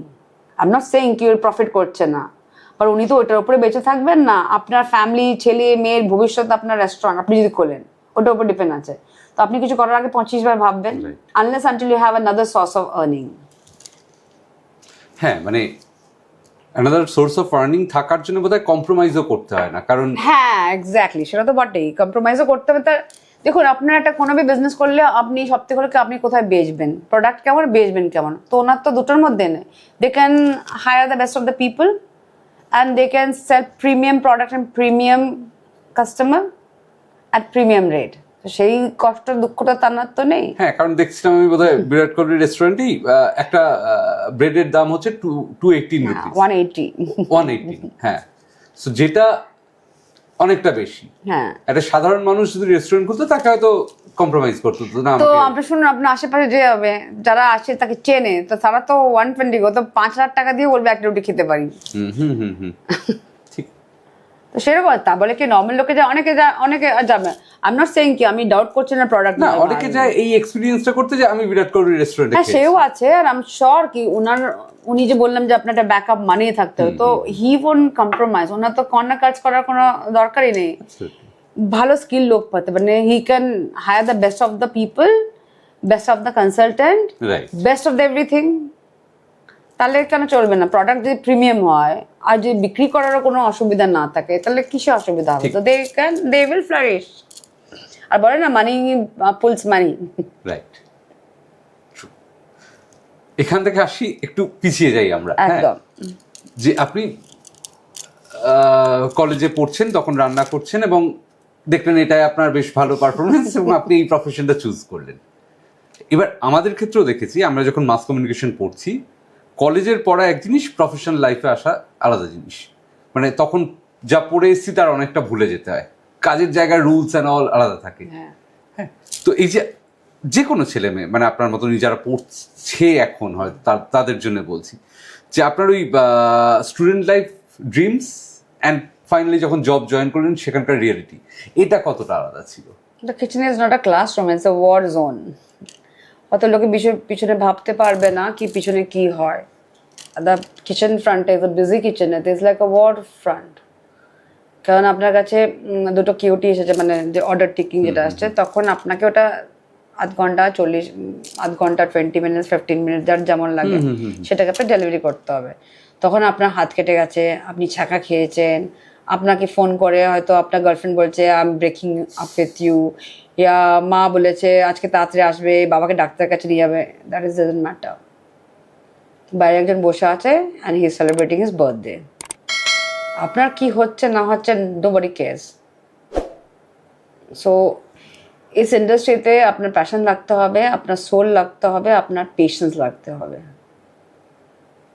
And আমি বলবো যারা ইন্ডাস্ট্রিতে আসতে চান বা thinking of becoming a chef, আপনাকে যতটা না মেন্টালি ফিট হতে হবে ততটাই আপনাকে ফিজিক্যালি ফিট হতে হবে। It's a very physical oriented work. যেমন আপনি দেখেন যে অনেকে দেখুন যখন আসে আমাদের একটা ট্রেনিং হয় আফটার এভরি 3 ইয়ার্সের মধ্যে আপনি জয়েন করার 6 মাসের পরে ইন্ডাস্ট্রিতে এক্সপোজার দেন। তো আপনি হোটেলে গিয়ে ভালো মানে স্টার হোটেলস বা যেমন যার ইন্টারভিউতে যেমন সেটার জন্য আবার ইন্টারভিউ হয়, আপনি গেলেন তো they are expose to the entire hotel different ইয়েতে। তো আমরা অনেকেই দেখি এসে প্রথম দিনই বলে কি আমি অন্য জায়গায় অন্য ডিপার্টমেন্ট করবো না, আমি কিচেনই করবো, শেফ প্লিজ আমাকে একটু বলে দিন ট্রেনিং ম্যানেজারকে আমি এখানেই হব, এখানেই দেখবো, কেন না আমি শেফ হবো, এমন রকম শেফ। ঠিক আছে, 3 মাসের মধ্যে তে আর শেফ হয়ে ওঠা না, বিকজ তখন রিয়ালিটি চেক হয় না। আপনি 14 ঘন্টা শিফট করছেন, এত লম্বা শিফট হয়? হ্যাঁ স্যার 12 ঘন্টা তো মিনিমাম 12 ঘন্টা। তারপরে আপনার ইভেন্ট থাকলো, মনে করুন আপনার কাছে 10 জন লোক আছে, আপনাকে জিজ্ঞেস করতে আপনাকে সেলস ডিপার্টমেন্ট আপনাকে বিজনেস নেবে না, অত আপনার 4 জন আছে, 2 জনের অসুখ কি ছুটিতে গেছে, তো আপনার 1200 লোকের ইভেন্ট এসে গেল। এবার তখন ওই হ্যান্ডটা একটা আমার হ্যান্ড যা কিছু আলু ছেল কিছু তো কর, পেঁয়াজ ছেল কিছু তো একটা করলো, তো কালকে আমার লাঞ্চের সময় লাঞ্চ আছে, আমার 1200 লোকের লাঞ্চ হোয়াট এভার, 500 লোকে 600 লোকে যাই হলো, তো এক্স অ্যামাউন্টের লোকের জন্য আপনার তো জিনিসপত্রগুলো রেডি করতে হবে। তখন কি হবে, তখন মানে সে আপনি তো পারলে পিঁপড়ে ককরোচকে দিয়ে আমি কাজ করে নেবো, তখন তো you have to deliver by 12:30 নাগাদ আপনাকে লাঞ্চ দিতে হবে। ব্রেকফাস্ট থাকলে আপনাকে 6:30 7টার মধ্যে ওটাকে লিড করতে হবে। তো এদের আপনি কি করবেন, তখন আপনি যাবেন না বাড়ি, যে ব্রেকফাস্ট এসে গেল তো আপনি করবেন ওটা কাজটা, তো কি করবেন? Business you can not say no to the business, তার জন্য আপনি নেই ওখানেতে, you are there for a purpose. তো তাহলে 14 ঘন্টা তো আমি 12 ঘন্টা তো মিনিমাম, মানে তো বলি 12 ঘন্টা। আর হ্যাঁ থিংস আর চেঞ্জিং, বাট লোকে বলে যেখানে এখন অনেক হোটেলসতে 5 days উইকে হয়, বাট যেমনি হয়ে যায় দেখুন সঙ্গে সঙ্গে আপনার ম্যান পাওয়ার বাড়াতে হবে। না তো যারা 5 দিন আপনি মনে করেন আপনার কাছে 10 জন আছে, 10 জনের মধ্যে সবাইকে যে আপনি সপ্তাহে 2টো করে ছুটি দেন, ইদার আপনি ছুটি দেবেন, that's not in pen and paper. আর যদি আপনি অ্যাকচুয়ালি তাদের ছুটি দেন তাহলে ম্যান পাওয়ার নাম্বার বাড়াতে হবে। এই যে মানে এতগুলো 5 স্টার হোটেলে পুরো ওয়ার্ল্ড জুড়ে আপনি কাজ করেছেন, হ্যাঁ এরকম চ্যালেঞ্জিং মুহূর্ত বলুন না, মানে যেটা আপনার মানে মনে রাখার মতন আর কি, মানে কারণ সাধারণ মানুষের কাছে না অফকোর্স কিচেন ওয়ার্জন সেটা আমরাও বুঝি যে 10টার মধ্যে সবাই অফিসে যাবে, হ্যান ত্যান স্কুলে যাবে, বাড়ির মায়েদেরও দেখেছি খুব তাড়াতাড়ি করে যেভাবে হোক, কিন্তু তাদের জন্য ওটা খুব সেট অফ ওয়ার্ক যে রোজ আমাকে এটা করতে হবে এই টাইমের মতো, কিন্তু আপনাদের জন্য তো তা না, নতুন নতুন চ্যালেঞ্জ আসে। হ্যাঁ তা তো আসে, মানে সেরকম মেমোরেবল কিছু এক্সপিরিয়েন্স যেটা দেখুন কিচেনেতে এভরি ডে মেমোরেবল ইভেন্ট তো আপনার হতেই থাকে। ফর এক্সাম্পল আপনার একটা ইভেন্ট চলছে, তাহলে 2টো আইটেম যে সেলসে চলছে ভুলে গেছে, লাস্ট মিনিট তার মনে পড়েছে, এরকম হয়। হ্যাঁ সেও তো মানুষ, ভুলে গেছে, অত ভার্বালি বলেছে লেখা হয়নি, বা অনেক সময় হয় কি প্রিন্ট আউট এলো হয়তো ওখানে কেটে গেল দেখা গেল না, আমাদের তরফ থেকেও হয়, তখন যখন ডাবল চেক করতে গেলাম তখন দেখা গেল মনে করে 4টে ইভেন্ট আছে, একটা ইভেন্টে বেমালুমে একটা আপনি মিসপ্লেস করে গেলেন, দেখলেনই না, এরকম আছে। তারপরে আপনি যখন রেস্টুরেন্ট আছে তো কত রকমই হয়, আপনি দেখুন আপনি নিজেকে যত আমি প্রোটেক্টিভ গিয়ারে রাখুন, আপনি হ্যাঁ, হেড কেয়ার আছে, আপনার ইয়ে আছে, এপ্রন গ্লাভ সব কিছু আছে, বাট কোথাও না কোথাও একটা ছোট চুল কোথাও না কোথাও চলে গেল, সেটা যে চলে গেল তো আপনার সেদিনকে দিন শেষ। সো ওই যে বললাম, it's not only physical and mentally health, have to be very calm, quiet. You have to be mentally also, because it's a stress is enormous. তাও তো আপনি ভালো, আপনি জুনিয়র আছে, আপনি দুটো মন্দ কথা শুনলেন, ব্যাস, that's it. As you grow up in the ladder, you have to say, because you realise কি আপনার অর্গানাইজেশনের রেপুটেশন আপনার হাতেতে, I mean in your team hands. এটা হয়ে গেছে, এবার থেকে বের হবেন কেমন করে, সেটা তো আপনি সবসময় দেখছেন। তো আপনার কি লাগবে, আপনার হয়তো কিছু করেননি, you are nothing to do with it, তাহলে আপনাকে মরমে মরে যেতে হবে। সামবডি সামওয়্যার কারকাস্তার হয়েছে। আর এটা তো হতেই পারে না, আমাদের এখানে না অ্যাপোলজির ব্যাপারটা গেস্টরা খুব ভালোভাবে দেখেন না। I am sorry. এখন যত দিন যাচ্ছে তো হ্যাভ টু হ্যাভ না, কম্পেনসেশন দিতে হবে, তারপরে আপনাকে তো শুনতে হবে কথার, তো যা আপনি যা হবেন তাদের যা শুনতে হবে তা তো শুনতেই হবে। তো যে আপনার উইক হার্ট থাকে তো you can't take it, so you have to think as a profession, it's nothing personal, it's a professional hazard. So আপনি যদি এই ফিল্ডে আসেন তো এগুলোকে ভেবেই আসবেন। এক্সিকিউটিভ শেফ যেটা আপনি দীর্ঘদিন ছিলেন, মানে কি আপনি হেড অফ দ্য কিচেন, মানে সমস্ত কিছু রেসপন্সিবিলিটি আপনার, মানে সেখানে একজন এক্সিকিউটিভ শেফের অ্যাকচুয়াল কাজটা কি, মানে তিনি কি কখনো রান্না করেন না তিনি পুরোটা ডিজাইন করেন? যে দেখুন, এবার রান্না করতে আমি it's not bound to cook, কি আমাকে কেউ, ইটস নট ইন মাই কেয়ারে অফকোর্স যে হ্যাঁ আপনাকে রোজ গিয়ে কিছু বানাতে হবে, ডিপেন্ড করছে কি আপনি কি রকমের শেফ, আপনার এবার আপনার প্যাশনটা করেন। দেখুন, অ্যাজ আ শেফ, এক্সিকিউটিভ শেফের যে রোল আছে, you are responsible for everything. আপনার মেনু চেঞ্জ হবে, কোন সিজনে কি হবে সেটা আপনার প্রক্রুটমেন্ট। আপনি মনে করেন মেনু বানালেন, ফর এক্সাম্পল আপনি কষা মাংস আর মিষ্টি পোলাও করলেন, এবার কোন চালের আপনি পোলাও করবেন, রেগুলার বাসমতি হবে না, তার জন্য কাউনমনি বা কি আনলে আপনার স্টোরে থাকলে ঠিক আছে, আদার একটু রিকুয়েশন দিতে হবে। আপনি ভাবলেন কি আমি শাপলা চিংড়ি করব, তো আপনাকে যদি শাপলা যদি সামনের বছরেতে মানে এই সময় আপনি মেনুটা দিলেন যখন শাপলা অ্যাভেলেবেল নয়, তাহলে আপনাকে আগে থেকে স্টোর করে রাখতে হবে। সো দিস আর দ্য, এত প্ল্যানিং ইজ ভেরি ইম্পর্টেন্ট। তারপরে হচ্ছে আফটার অফকোর্স সেলস, আজকাল তো শেফরা তো জুতো সেলাই থেকে চণ্ডী পাঠ সব কিছু করে। আগে কি থাকতো, রান্না বান্না করতে পারিস, you are good, skill wise you are done. এখন you are the face of the organisation, you have to be good orator, you can able to handle your interview, you able to make social media presentable হতে হবে, আর যত press আসবে you are the face. তো এখন তো আপনার তো limitless কাজ, আপনার টিভি ইন্টারভিউ হলো বা আপনি কোনো জায়গায় কোনো বি হলো, you are representing your organisation. So আপনাকে পিছনে এসে ব্যাক এরিয়াতেও দেখতে হবে, আপনাকে জুতো সেলাই থেকে চণ্ডীপাঠ জানতে হবে, তারপরে আপনাকে সেলস ফিগার দেখতে হবে কি আপনি মনে করেন এত জিনিস আনিয়ে নিলেন, do you have that business, আপনি কেন আনালেন। তারপরে আপনার costing is a very important thing, because food cost is a very important for any organisation for their profitability. তো সেটা আপনাকে দেখতে হবে, আপনি কত আনছেন, কত খরচা হচ্ছে, কি ওয়েস্টেজ হচ্ছে, that is also primary local, it's a very important thing. Of course তারপরে টিম বিল্ডিং, টিম রিটেনশন, ছোটখাটো আপনি নিজের একটা বিজনেস চালাচ্ছেন মনে করুন, কিন্তু চাপ আছে। চাপ তো খুবই আছে, চাপ একটু নেই, চাপ অনেক আছে। চাপ এই সব কিছুর পরেও মানে শেফ প্রফেশনটা এত গ্লোরিফাইড কেন? মানে ধরুন মুভিতেও মানে একটা শেফকে দেখাচ্ছে, মানে মানুষ একটা থাকে না আকাঙ্ক্ষা কি, অনেকের লাগে it's a very glorified profession, it's not at all a glorified profession. আপনি যেমন মনে করুন আপনি আসলেন, মানে ইনিশিয়ালিতে আসলে দেখবেন, ফিমেল একটা কথা বলছি, আপনি আসার সঙ্গে সঙ্গে দেখবেন লোকে ছেড়ে কেন যায়, সঙ্গে সঙ্গে 2 মাসের পরে আপনার পিম্পলস হয়ে গেল, কারণ এত অয়েল চারিদিকে উঠছে, তো হাই ভলিউম আছে। তারপরে দেখবেন এখন লোকে, আপনাকে মনে করুন আপনি 7টার সময় গেলেন, একটা ফ্রেশের কথা বলছি, আপনি 7টার সময় বাড়ি গেলেন, আপনাকে আবার সকাল 7টার সময় ডাকা হলো, তো অবভিয়াসলি ট্রাভেল করবেন, তো আপনি 6টার সময় উঠলেন, তো আর যে আপনি 7টার সময় হলো, 7টা বললে 7টার সময় বাড়ি পৌঁছাচ্ছে না, তো আপনি কতক্ষণ ঘরেতে থাকলেন, এর মধ্যে আপনি চান করলেন, শ্যাম্পু করলেন, যা যা একটা ইয়াং ছেলে বা মেয়ে করলো, আপনার কাছে টাইম আছে? Either you are sacrificing your social life, আপনার অনেক হলে তখন ফিজিক্যালি এত আপনি টায়ার্ড, বেহোশে ঘুমাবেন। অ্যাজ ইউ আপনার একটা হ্যাবিট হয়ে যাবে 2-3 বছর, দেন ইউ আর কমফোর্টেবল। শুরুতে আমি তো দাঁড়াতে পারতাম না, আমি সেই এরকম বটল রেখে পা রোল করতাম, মানে এত পায়ে ব্যথা হতো। তো আপনি কি করবেন, আমি যাওয়ার পরে আমার I has a long hair, আমি তো মনে হয় ইন্ডাস্ট্রি জয়েন 6 মাসের পরে কেটে boycott, I am not able to manage ইট। চুল ভেজা থাকতো, কখন ঘুমাবো, কোথায় কি হবে, চুল পড়ে যাচ্ছে, খাবারে পড়লে তো সে একদম ব্রহ্মাণ্ড অশুদ্ধ হয়ে যাবে। তো you have to this professional hazard, সেগুলো আপনাকে ওর সঙ্গে তাল মিলিয়ে অ্যাডজাস্ট করে নিতে হবে। আর যারা পায় না তারা ড্রপ আউট করে। আর যে বললাম তো, এটা হচ্ছে কি বেসিক জিনিস। আজকে আপনি সঞ্জীব কুমারকে দেখে বা রণবীর ব্যারকে দেখে আপনি খুব বাহ বাহ বলে খুব ইন্সপায়ার হচ্ছেন, কি ask go and ask them whether their journey, initial journey was like that। তো কত কাঠ খরচ পুড়িয়ে আজকে ওই জায়গায় পৌঁছেছেন, তো সেগুলো তো করতে হবে। এই জার্নিটা, যেটা এই গ্ল্যামারটা কত বছরের গ্ল্যামার, 10 years, 15 years? তো তার আগের যে sweat, tears, humiliation, pressure, tension, anxiety, তো you have to keep that in mind. Obviously যেটা হবে, তো সবাই কি একরকমের লাকি হয়?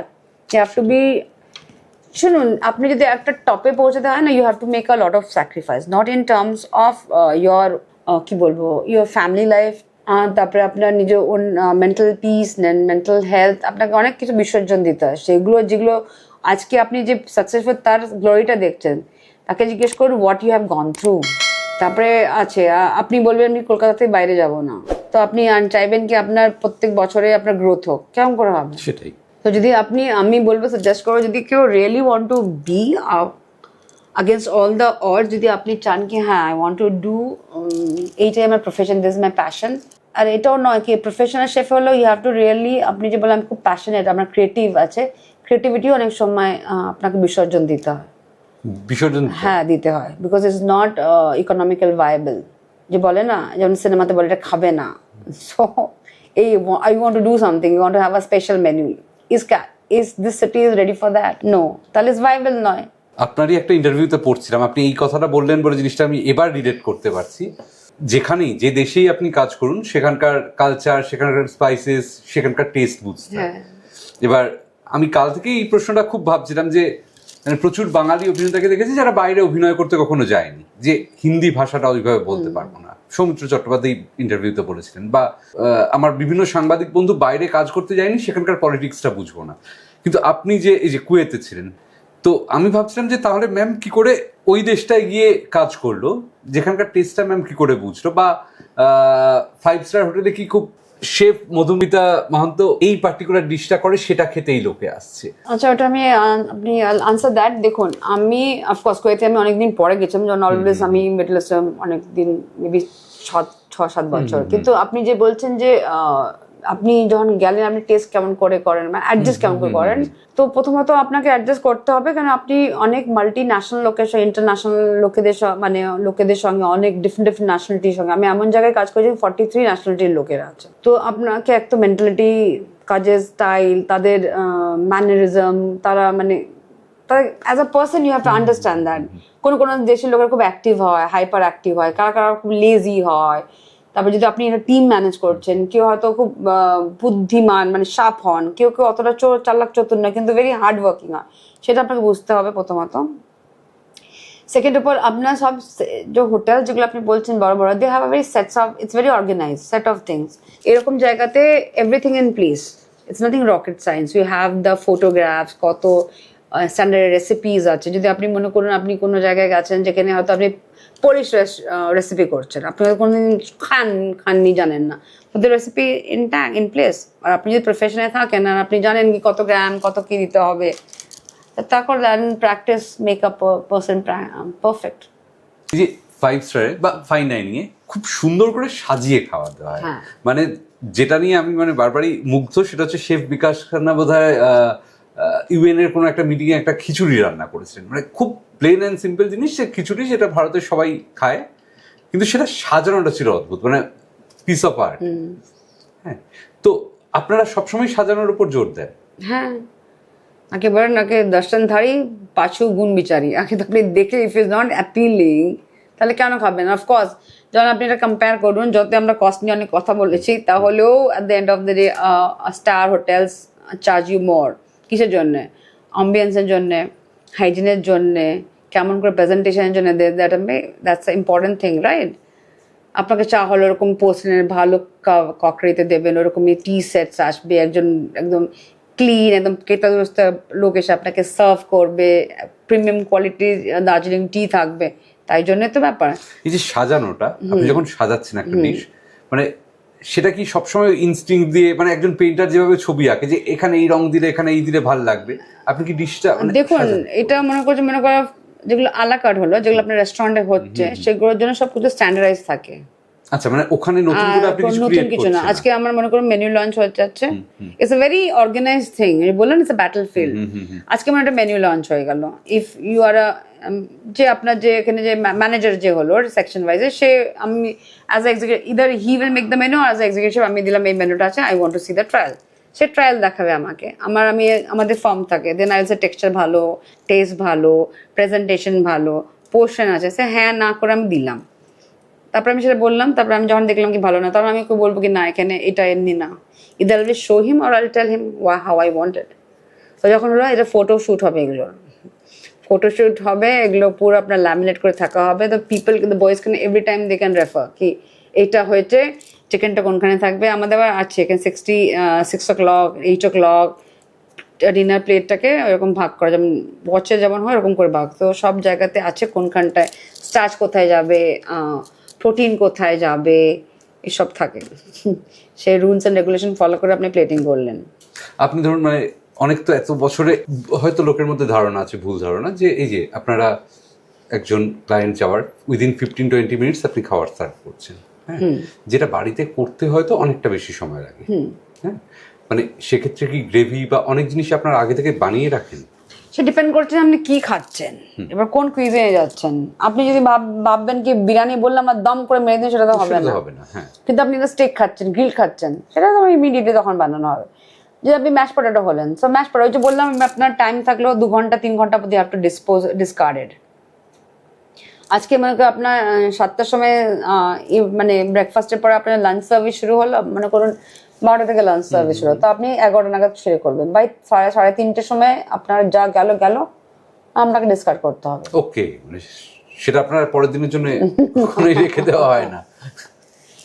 আপনার ট্যাগিং থাকে প্রত্যেকটা, কখন কে বানিয়েছে, কটার সময় বানিয়েছে, কি টেম্পারেচার মেনটেন আছে।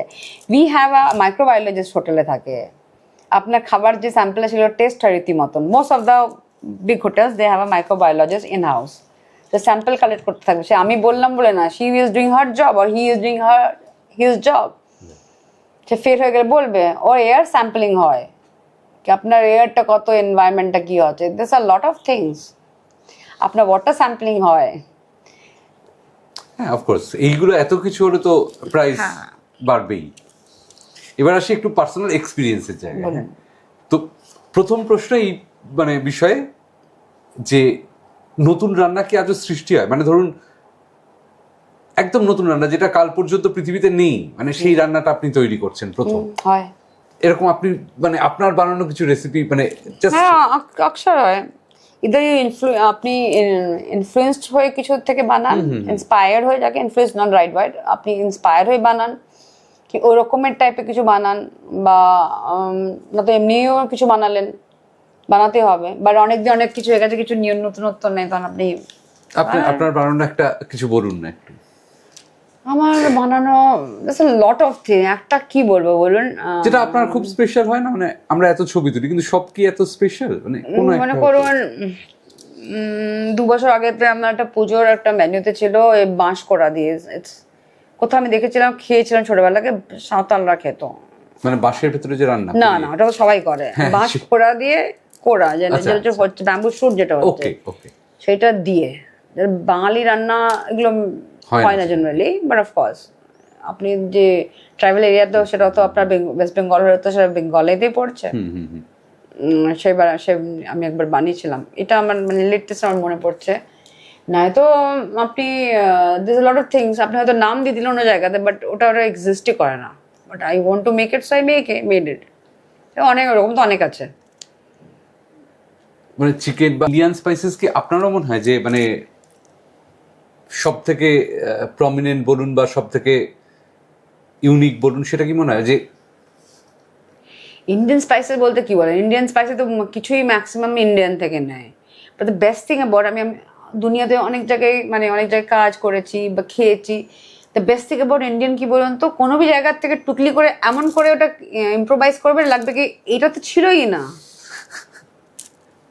আমরা লোকেদের কাছ থেকে গার্লিক নিয়েছি, আমরা লোকেদের কাছ থেকে অনিয়ন নিয়েছি, আমরা লোকের কাছে জিরে, ধনে, গরম মশলা, স্যাফরান সব নিয়েছি। স্যাফরান আমাদের না, না এই যে তাহলে বলে কলম্বাস যখন এসেছিল এখান থেকে প্রচুর স্পাইসেস নিয়ে প্রথম যায়, তো আগে তার থেকে আগে এসেছিল, তখন এসেছিল আপনি টাইম এলাটা দেখবেন, তার আগে তো ইরানিয়ান স্যাফরন কেন বলেন আপনি তাহলে, তখন যে ছিল সেই সময় যে হতো, তো এইগুলো সব কিন্তু আমরা যাদের থেকে নিয়েছি তাদের থেকে ভালোভাবে ইউটিলাইজ করি, সেটা হচ্ছে মজার।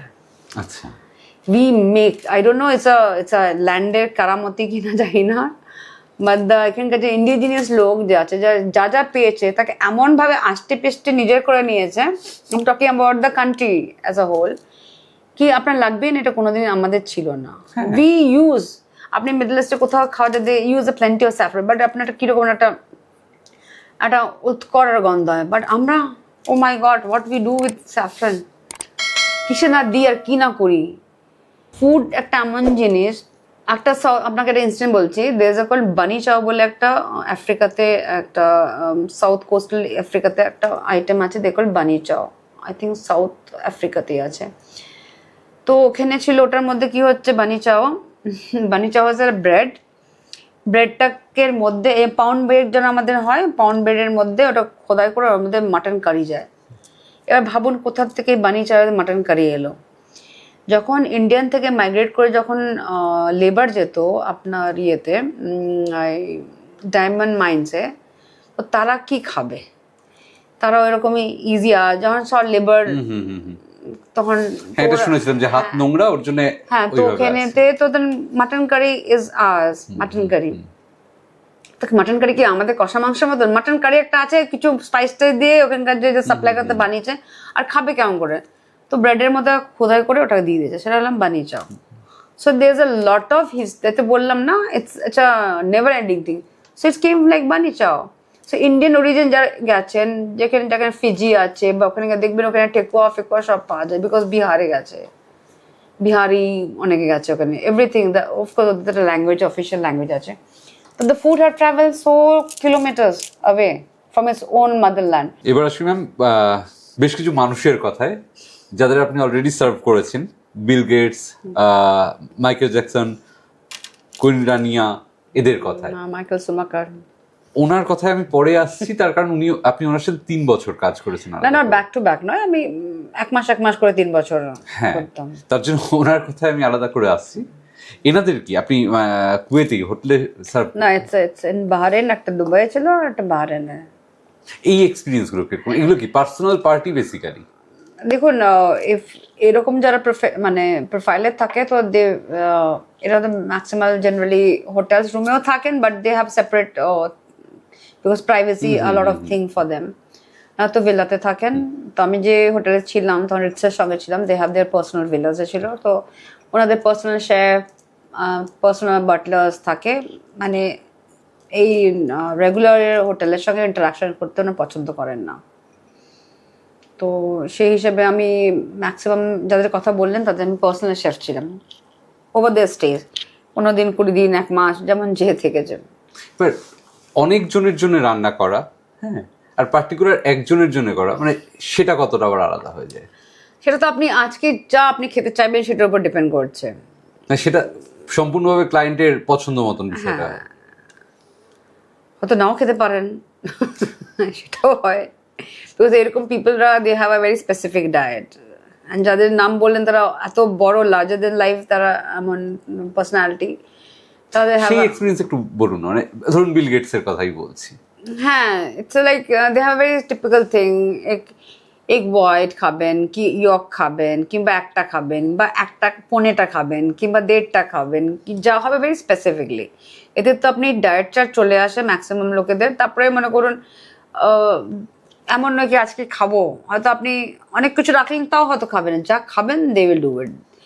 দেখুন যে বললাম, আপনি যদি ওই জায়গায় পৌঁছে আপনাকে অনেক কিছু স্যাক্রিফাইস করতে হবে, তো ওদের টেস্ট খাবি খুব কমই লোকে দেখেছে কি দে গো মানে গাগা ওভার দ্য ফুড, না দুটো যদি খান তো 2 পিসই খাবেন, আপনি যত খুশি রাখুন যাই বা বলুন, না হয় যে খাবেন না তো খাবেনও না। So this are the important thing, যে ভাবেন কি হলেই যে অনেক কিছু খেলেন না। তারপরে যারা স্পোর্টস পার্সোনালিটি আছে, তো তাদের তো ভেরি রেসপেক্টেড, দে ইট আ লট, মানে যতটা হয় মানে তারা খান। যারা মনে করুন এই যারা আর্টিস্ট হয় তাদের তো খুবই মানে লিমিটেড, মানে তো খুবই লিমিটেড, কিন্তু যারা স্পোর্টস পার্সোনালিটি যারা আছে তারা of course they have a strict diet but they do have. মানে মাইকেল সুমাকার ওনার সাথে কি মানে এইভাবেই মানে হ্যাঁ আমি যতদিন তখন I met him in Bahrain, উনি 3 বছরেতে মানে আসতেন ডিউরিং দ্য ফর্মুলা 1, তো I to take care of for a week or 10 days, তো 10 দিন করে 3 বছরে হ্যাভ স্পেন্ড উইথ হিম। তো তখন কি মানে সেক্ষেত্রে কি আপনাকেও মাথা থেকে কিছু বের করতে হতো না, পুরো ডায়েট চার্টটাই চলে আসতো? ডায়েট চার্ট আছে আপনাকে, you have to have everything, anything and everything they can ask. Diet chart থাকলে সেরকম যে হবে তখন। তারপরে আপনাকে তো আপনি যদি না রেডি থাকেন আপনাকে মেন বিল্ডিং থেকে আনতে হবে, মেন হোটেল থেকে আনতে হবে, which is not desirable because of the time sense are very thing. And ওরা একটা কিছু পারপাসে আছে, ইউ গেমস বা কিছু প্রমোশনস, তো টাইম ইজ ভেরি, এমন তো লেজারে আমি এদের সঙ্গে আমি কাটাইনি, তো তো সেই রকম একটা পারপাস নিয়ে আসেন। তো ব্রেকফাস্ট শার্প এট 6, তো ইউ হ্যাভ টু রেডি, আপনাকে দুনিয়াতে যা যা আপনার মনে হতে পারে আপনার সব রেডি করে রাখতে হবে। এটা কি তখন 24 আওয়ার্স জব হয়ে যায়? মোটামুটি তো আপনি উনি যখন থাকবেন না ইউ আর ব্রেক, উনি যখন আসবেন ইউ আর ব্যাক অ্যাগেন, সেরকম হয়েছে, সেরকম হয় because he is coming after maybe 9:30 10 o'clock, you be there 6টার সময় 7টা 8টার সময় চলে গেল ইন দ্য সার্কিটে, তো আপনি তখন you go back to the hotel, whatever you do it, report to your boss say he is not there, তো আপনাকে যা শিফট দেওয়া হলো মেকআপটাকে ব্রেকে পাঠানো হলো বা এনিওয়ে, কেন again you have to come back by 7 o'clock or 10 o'clock whenever he is coming back to take care of his dinner, কিছু requirement আছে কি না, if they have a party late night, so you are there to take care of that. মানে এক্ষেত্রে কি personal ইন্টারাকশনের কোনো possibility থাকে হ্যাঁ, of না? course থাকে। সেই এক্সপেরিয়েন্স কেমন মানে এনাদের ব্যাপারে তো সবার আগ্রহ। মাইকেল সুমাকারের কথা বলছি না, he is a very humble and very nice person. যখন আমি গেছিলাম তখন ইন্ডিয়াতে formula 1 was not that big, লোকে জানতো না, so I also naive girl from Kolkata, আমিও খুবটা জানতাম না, then I get to know exactly what he is. প্রথমে ওনার লাগতো কি জিজ্ঞেস করেনি, maximum the deal with European, আমি আবার ইন্ডিয়ান, এশিয়ান ইন্ডিয়ান, তো আমার কোনো ইন্টারেস্টই ছিল না। হ্যাঁ যখন গেস্ট আছে ঠিক আছে, দেন একদিন ভদ্রলোক আমাকে জিজ্ঞেস করে দিলেন কি তুমি কি, আমি জানতো it's a big thing formula 1, ওটা ফার্স্ট লঞ্চ হয়েছে বাহরেনেতে, কি তুমি জানো? তো আমি বলেছিলাম হ্যাঁ তুমি তো একটা ড্রাইভার। হ্যাঁ এটা আমি অনেক জায়গায় বলেছি অ্যান্ড ইটস ভেরি ফানি। তো আমি বলি হ্যাঁ, তো উনি বলেছিলেন কি, তো উনি হেসে বলেছে আচ্ছা ঠিক আছে, তো তুমি জানো না সেটা the best thing about you that you don't know, otherwise লোক একটা স্টারি চোখে দেখে থাকবে কি একটা আছে সেলিব্রিটি, আমার তো সে হেলথ ধরি নেই, ঠিক আছে এসেছো গেস্ট খাও দাও ঠিক আছে very good, so that is then he started talking about us what is exactly. তো ওনারটা ওই ভালো লাগতো, অ্যামিউজ হতেন কি ভাই I am not very aware কি I treat him as a ordinary guest. Then উনি কথা বলেন ব্রেকফাস্ট টেবিলে, তাই still remember he used to like a lot of orange marmalade, so আমাদের রিসেপ্টটা খুব ইন হাউস মার্মালেড হতো, উনি একটু পছন্দ করতেন, সো মার্মালেড মাখাতে অনেক দিন আমার সঙ্গে কথা বলতেন, তারপরে কোথার থেকে আছি, ও ইন্ডিয়াতে কোনোদিন আসেনি বা কোথায় কোথায় যাওয়া যায়, তো আমি ট্যুরিস্ট গাইড হয়ে আমি অনেক সাজেস্ট করতাম you should go to Taj Mahal, and I still remember long back, but of course interaction with the guests are always good. আর Michael Jackson? Michael Jackson is a person who is larger, যে ও demigod বলা হয় তো কম বলা হবে, because I'm talking about the global his craze and people কি আমি জানি একটা ইন্টারভিউতে গেছিলাম, সে বলছে ও আপনি মাইকেল জ্যাকসনকে সার্ভ করেছেন, অ্যান্ড হি ওয়াজ, আমি তো সার্ভ করেছি, অ্যান্ড ও মাই গড আমার ভগবানকে আপনি দেখেছেন, he was like that. So you understand sitting somewhere in Kolkata and ভদ্রলোক কতদিন হয়ে গেছে মারা গেছেন, so you can understand the craze about him. So তো উনি মানে এইরকম লোকেদের যে নর্মাল হয়ে বেঁচে থাকাটা একটা বড় ব্যাপার, আপনি যদি জানেন কি আপনি next to the god, I don't no কি মাসাতে কি চলে ওনাদের, সো ভেরি সাইলেন্ট, খুব একটা ওনাদের অনেক layer, he was always surrounded with his personal assistants, মানে ওনার সাথে ওই কমফোর্ট জোনটা তৈরি হয়নি? না অতটা হয়নি, এন্ড অফকোর্স হয়তো বসলো এসে ডিনার টেবিল আছে মেকিং সামথিং হ্যালো ওই and he was not a very person, of course personality লোকের থাকে কি, and we know his mental state whatever the thing was. আমি যখন বলেছি তো আই থিঙ্ক শেষের দিকে because when he got converted into Islam, I'm talking about during those years. আর জর্ডানের কুইনকেও আপনি সার্ভ করেছেন, সেটা কতদিনের এক্সপিরিয়েন্স? সেটা I think I served her twice. I think 10 days, 15-20 days দুবার আমি দেখেছি। মনে করুন 1 মাসের মতন সবকিছু জুড়ে যায়। তো মানে Oh, she was lovely lady. She used to talk a lot. Queen Rania উনি অনেক কথা বলতেন, ফিমেল না, একটু ইনকিউজিটিভ থাকে, লোক অনেক কিছু জিজ্ঞেস করে, but lovely humble. She was very nice lady. কিন্তু মানে এটা একটু অন্যরকম, মানে বাকিদের বুঝলাম তাদের একটা ডায়েট চার্ট আছে এন্ড অল সবকিছু, এনারও ডায়েট চার্ট ছিলেন। She use to take bath with Perrier water, sparkling water, ওর বাথটবে ডালা দেওয়া হতো। মিনারেল ওয়াটার ছিল উনি চান করতেন, মানে not mineral water, sparkling water. তো and she is very beautiful. আপনি দেখলে আপনার মানে স্টনিশড হয়ে যাবেন, এত দেখতে লাগবে একদম পোর্সেলের মতন। আমি খুব কমই এত সুন্দর লোক দেখেছি। এন্ড লাস্ট এক্ষেত্রে বলবো বিল গেটস এর কথা। এদের জন্য আপনার সিকিউরিটি থিংস আর সার্ভিলেন্স ইজ ভেরি হাই। তো মানে হলে টেস্ট করা হবে, then the food is to go. So it's a high security things. You can't really personal interaction ওই হ্যালো হাই মাঝে মধ্যে আসতেন, বাট এদেরকে এত বেশি layers of secretary and then এত বেশি ডিগনিটারিজ মধ্যেখানে তাকে you don't really get to see or talk to them in that manner. কিন্তু হয় না, মানে আপনি এতজনের সাথে কাজ করেন, আপনার কাকে বেশি মনে আছে? বা আমার কুইন রানিয়াকে ভালো মনে আছে, অ্যান্ড মাইকেল সোমাকারকে খুব ভালো মনে আছে। মাইকেল সোমাকারকে তো বুঝলাম বেশ মজাদার, বা আপনার সাথে অনেক ইন্টারাকশন হয়েছে। আর কুইন রানিয়াকে কেন? মানে সৌন্দর্যের জন্য? হ্যাঁ, তো এত সুন্দর একজন। She used to do philanthropy, অনেক কাজ করতেন ভদ্রমহিলা ওখানের জন্য। I think she came for some welfare something like that. আর শি অনেক নিজের জায়গা আপনার কান্ট্রির জন্য অনেক কিছু করেছেন। She is very smart, been beauty with the brain, কথাবার্তা খুব ভালো বলতেন। আর আমার সঙ্গে অফকোর্স আপনার সঙ্গে, আর আমি সেই সময় একটা এজ গ্রুপে যেমন ছিলাম, আপনার কথা বলতে বললে লোকে পছন্দ করে। হ্যাঁ, কথা বলতেন অনেক কিছু, আমার ব্যাকগ্রাউন্ড কি, আমি কোথা থেকে এসেছি, হোয়াট আই ডু। ওনাও লাগতেন কি ম্যাপেতে কোথা দূর থেকে একটা লোক এসেছে, আর she is my chef for next 15 days. So আপনার আমাদের রিসার্চ ছিল কি you go, you just introduce yourself, কি I am such and such, I am from this nationality and all. And she was wow, I never met an Indian. তো সেই করে we bonded on those, and everything জিজ্ঞেস করতো কি আছে না হতো। And I was very young that point of time. তো অবভিয়াসলি ওনারও মজা লাগতো কি আছে, হাউ ইজ দ্য লাইফ, ওখানে কেমন আছে, স্ট্যান্ডার্ড অফ লিভিং কেমন। This use to ask a lot of question to know about the country. উনি বিকেলবেলায় লেজারে থাকতেন, তো of course she have tried, she use to love biryani, I remember. Biryani কি ইন্ডিয়ান? ওরাও আচ্ছা বিরিয়ানি বলে ওরা, ওই মিট অ্যান্ড রাইস। না অফকোর্স আমি যে বললাম আমরা সব কিছু সবার থেকে বেটার বানাই নি, অন্য জিনিস থেকে চুরি টুকলি করে নিই, আমরা ওটাকে এমন বানিয়ে নিই কোথার থেকে বেটার হয়। ইভেন মিডল ইস্টে আপনার চিকেন, তন্দুরি চিকেন, তারপরে আমাদের গ্রিল আইটেমস, কিন্তু রোস্ট খুব পছন্দ করে। And biryani is a very hot favourite. ওদের একটা আছে উজি টাইপের, বাট আবার biryani is much more superior than their food. Biryani নিয়ে বলছেন ওরা, জিজ্ঞেস করছি, মানে সারা ভারতে তো প্রচুর রকমের বিরিয়ানি, বোধহয় আমি দেখছিলাম সেদিন 25 না 30 টাইপস অফ বিরিয়ানি। এখন লোক আরো ক্রিয়েটও করছে। আচ্ছা, সেটা আলাদা বিষয়। কিন্তু মানে আপনার পছন্দের বিরিয়ানি কি? কলকাতায় থাকি, বাঙালি, কলকাতা বিরিয়ানিকে না বলা যাবে না। কলকাতার ফির বিরিয়ানি অন্য থেকে অনেক রকম ডিফারেন্ট, লোকে হয়তো পছন্দ করে না, but as a Bengali of course আমি পছন্দ করবো কলকাতার বিরিয়ানি। শুকিয়ে গেলে কত করে যেমন করে গলা দিয়ে যায়, সেটা I miss that.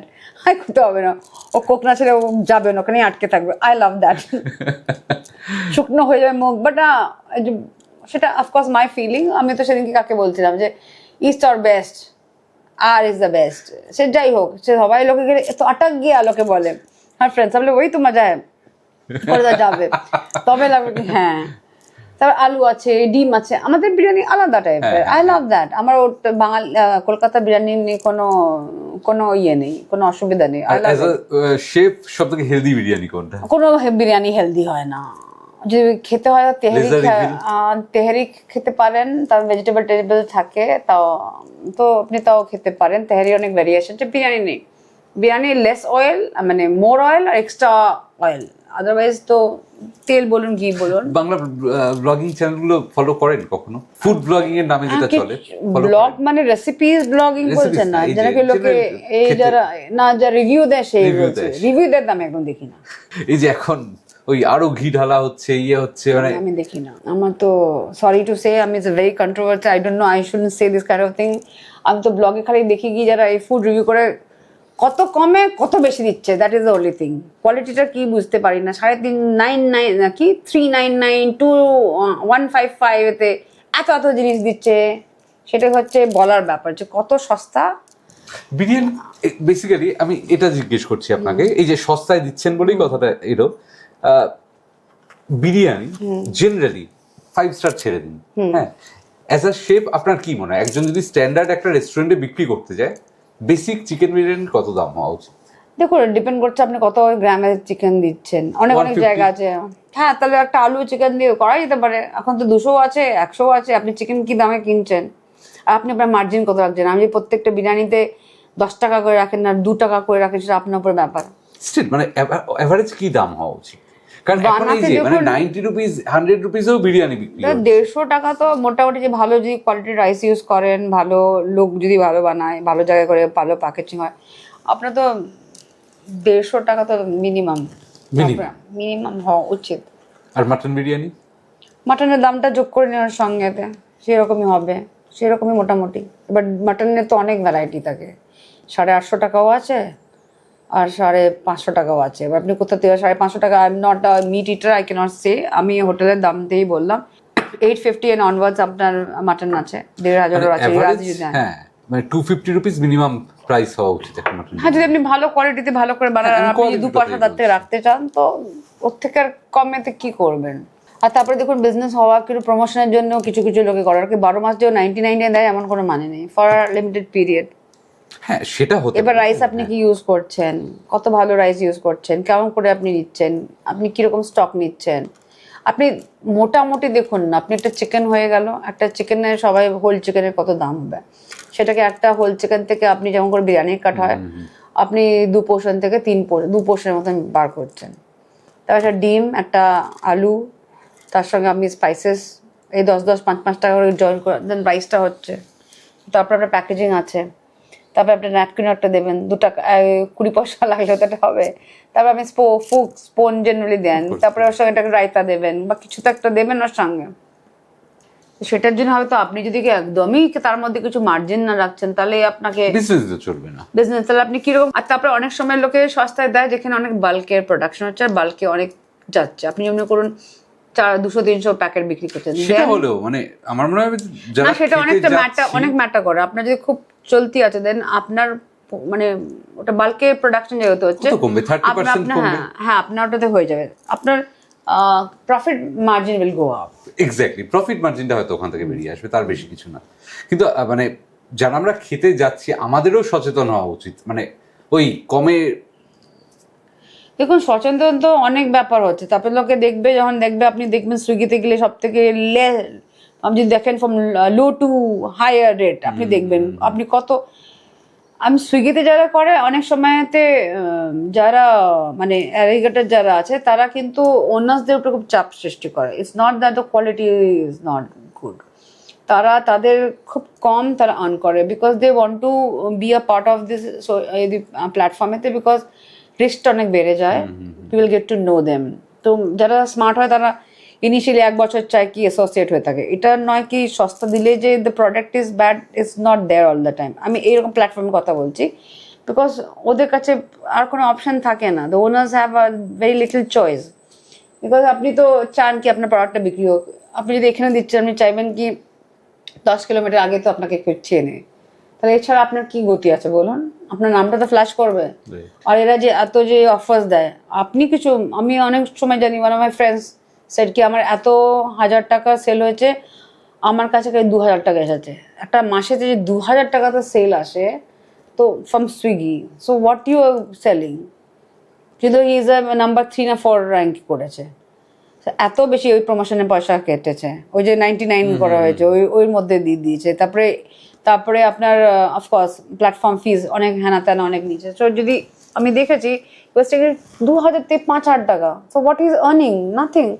They have saying কি why you are part of it, but at least এতগুলো লোক যে এতগুলো এই এত যে হাজার যে নাম্বারস আমাকে বললো কি এত যে লোকগুলো খেয়েছে, তো of course if the food is good they will look for us, যদি আমি প্ল্যাটফর্ম থেকে বেরিয়ে যাই। তো this are the marketing gamings, people do it. But এমন নয় কি, আপনাকে দেখতে হবে, রিভিউজ দেখতে হবে, যদি আপনি দেখেন কোথায় কি আছে, তারপরে কোথার থেকে আসছে ব্যাপারটা। অনেক সময় ক্লাউড কিচেনে আছে, অনেক সময় পিপল আর নাইভ, জানে না, চলছে, করতে চায়, অনেকে মনে করুন ইটস নট আ প্রফেশন, হয়ে শখেতে হয়েছে, দেন আস্তে আস্তে লোকে শিখে শিখে করতে পারে। আমি তো অনেক লোককে এরকম হেল্প করেছি যারা just for passion they started the business, ঠেকে ঠেকে ঠেকে ঠেকে ঠেকে they doing very well for themselves. এই যে এত ব্যস্ততা, এত কিছুর পরেও মানে আপনি একজন স্পিরিচুয়াল মানুষ। হ্যাঁ, অত ব্যস্ত ছিলাম বলে স্পিরিচুয়াল হয়ে গেছি মনে হয়। এই যে রান্না করাটা, এটাকেও অনেকে থেরাপি হিসেবে দেখে, স্পিরিচুয়াল একটা জার্নি। অফকোর্স আপনি লোককে ফিড করাচ্ছেন, কেউ খুব খিদেতে আছে, তেষ্টাতে আছে, আপনি খাওয়াচ্ছেন, তার থেকে বড় দিন নোবেল তো কিছু হতে পারে না। মানে ওই পয়সা টয়সা গুলো এসে গুবলেট করে দেয় ব্যাপারটা। কিন্তু আপনি যদি রাস্তা দিয়ে দাঁড়িয়ে আছেন, কাউকে একটা গরমের সময় কাউকে এক গ্লাস জল খাওয়ালেন, বা যে খুব খিদে, যার অনেক খিদে, আপনারই এমনি, এমন নয় কি দরিদ্র লোক হতে হবে, যে আপনি খুব খিদে পেয়েছে, আপনার আনচান করছেন, লাগছে মাথা ঘুরে যাবে, আপনাকে দুটো একটা ব্রেড টোস্ট কি আপনার কিরকম লাগে? Oh my god, you see the god in that. আপনার বডি ইজ এ গড, যা আমরা বলি, আমরা যে এতে বলি, তো সেখানে ফিউল দেওয়ার জন্য ফুড, অন্ন বলুন, প্রসাদ বলুন, যাই বলুন, সেটা হচ্ছে that's the thing, that's a Prasad. Your আপনার যে ভিতরে যে মেশিনারিগুলো, সেটা ছাড়া তো চলবে না। তো সেটা হচ্ছে ভেরি গুড। আপনার এক্সিস্টেন্সের জন্য যা লাগে সেটা হচ্ছে ইয়োর ফুড, তার থেকে প্রাইস জিনিস তো কিছু হতে পারে না, না? আমরা তো 12 মাসে 13 পার্বণ, এবং প্রতিটা পার্বণেই আমাদের স্পেশাল রান্না হয়, এবং ক্রিসমাসটাও এখন আমাদের তরফ থেকে বাঙালি মানে একটা উৎসব হয়ে গেছে। হ্যাঁ, তো আপনার জন্য ক্রিসমাসের স্পেশাল ডিশ কি? কেক? না, আই বেগ টু ডিফার। আমাদের বাঙালির জন্য এখন হয়ে গেছে, আর বাঙালিদের জন্য সবসময় ছিল এটা, থ্যাঙ্কস টু দ্য ব্রিটিশ কলোনিতে বলবো। আপনি দেখতে পারেন, as per my knowledge, Christmas এখন হয়তো বাঙালিদের এটা সবসময় ছিল। আর কিছু না হোক, বড়দিনে কেক খাওয়াটা আমি তো মনে করতে পারি না কবে থেকে আছে, ওয়ে ব্যাক। হয়তো আপনি আপনার দাদুকে জিজ্ঞেস করেন, তখন সে পাউন্ড, অফকোর্স অনেক পুরনো পুরনো বেকারি আছে ওখানে, তো লোকে ব্রেড কেক নিয়ে যেত। তো এই যে ডিবা করে বাক্স করে যে বেকারি প্যাটি হতো, সেটা তো অন্য স্টেটে আছে কিনা আমি জানি না, অ্যাজ ফার মাই নলেজ নেই। এখনো অনেক স্টেটের আছে নিউ ইয়ার 25 ডিসেম্বর, কিন্তু বাঙালিদের 25-এ বড়দিনটা বরাবরই খুব বড় ছিল, কোনোদিন ছোট ছিল না। এই ছোট হোক, টেরা হোক, বেকা হোক, ছোট যত খুশি একটা করে কেক আসতোই। তো সেটা ছিল। এবার অনেক নলেজ বেড়েছে, আরো বেশি ফিলস এসেছে, আরো বাইরের থেকে অনেক ইনফ্লুয়েন্স এসেছে, লোকে জেনেছে এই ব্যাপারটা, কিন্তু অলওয়েজ ছিল।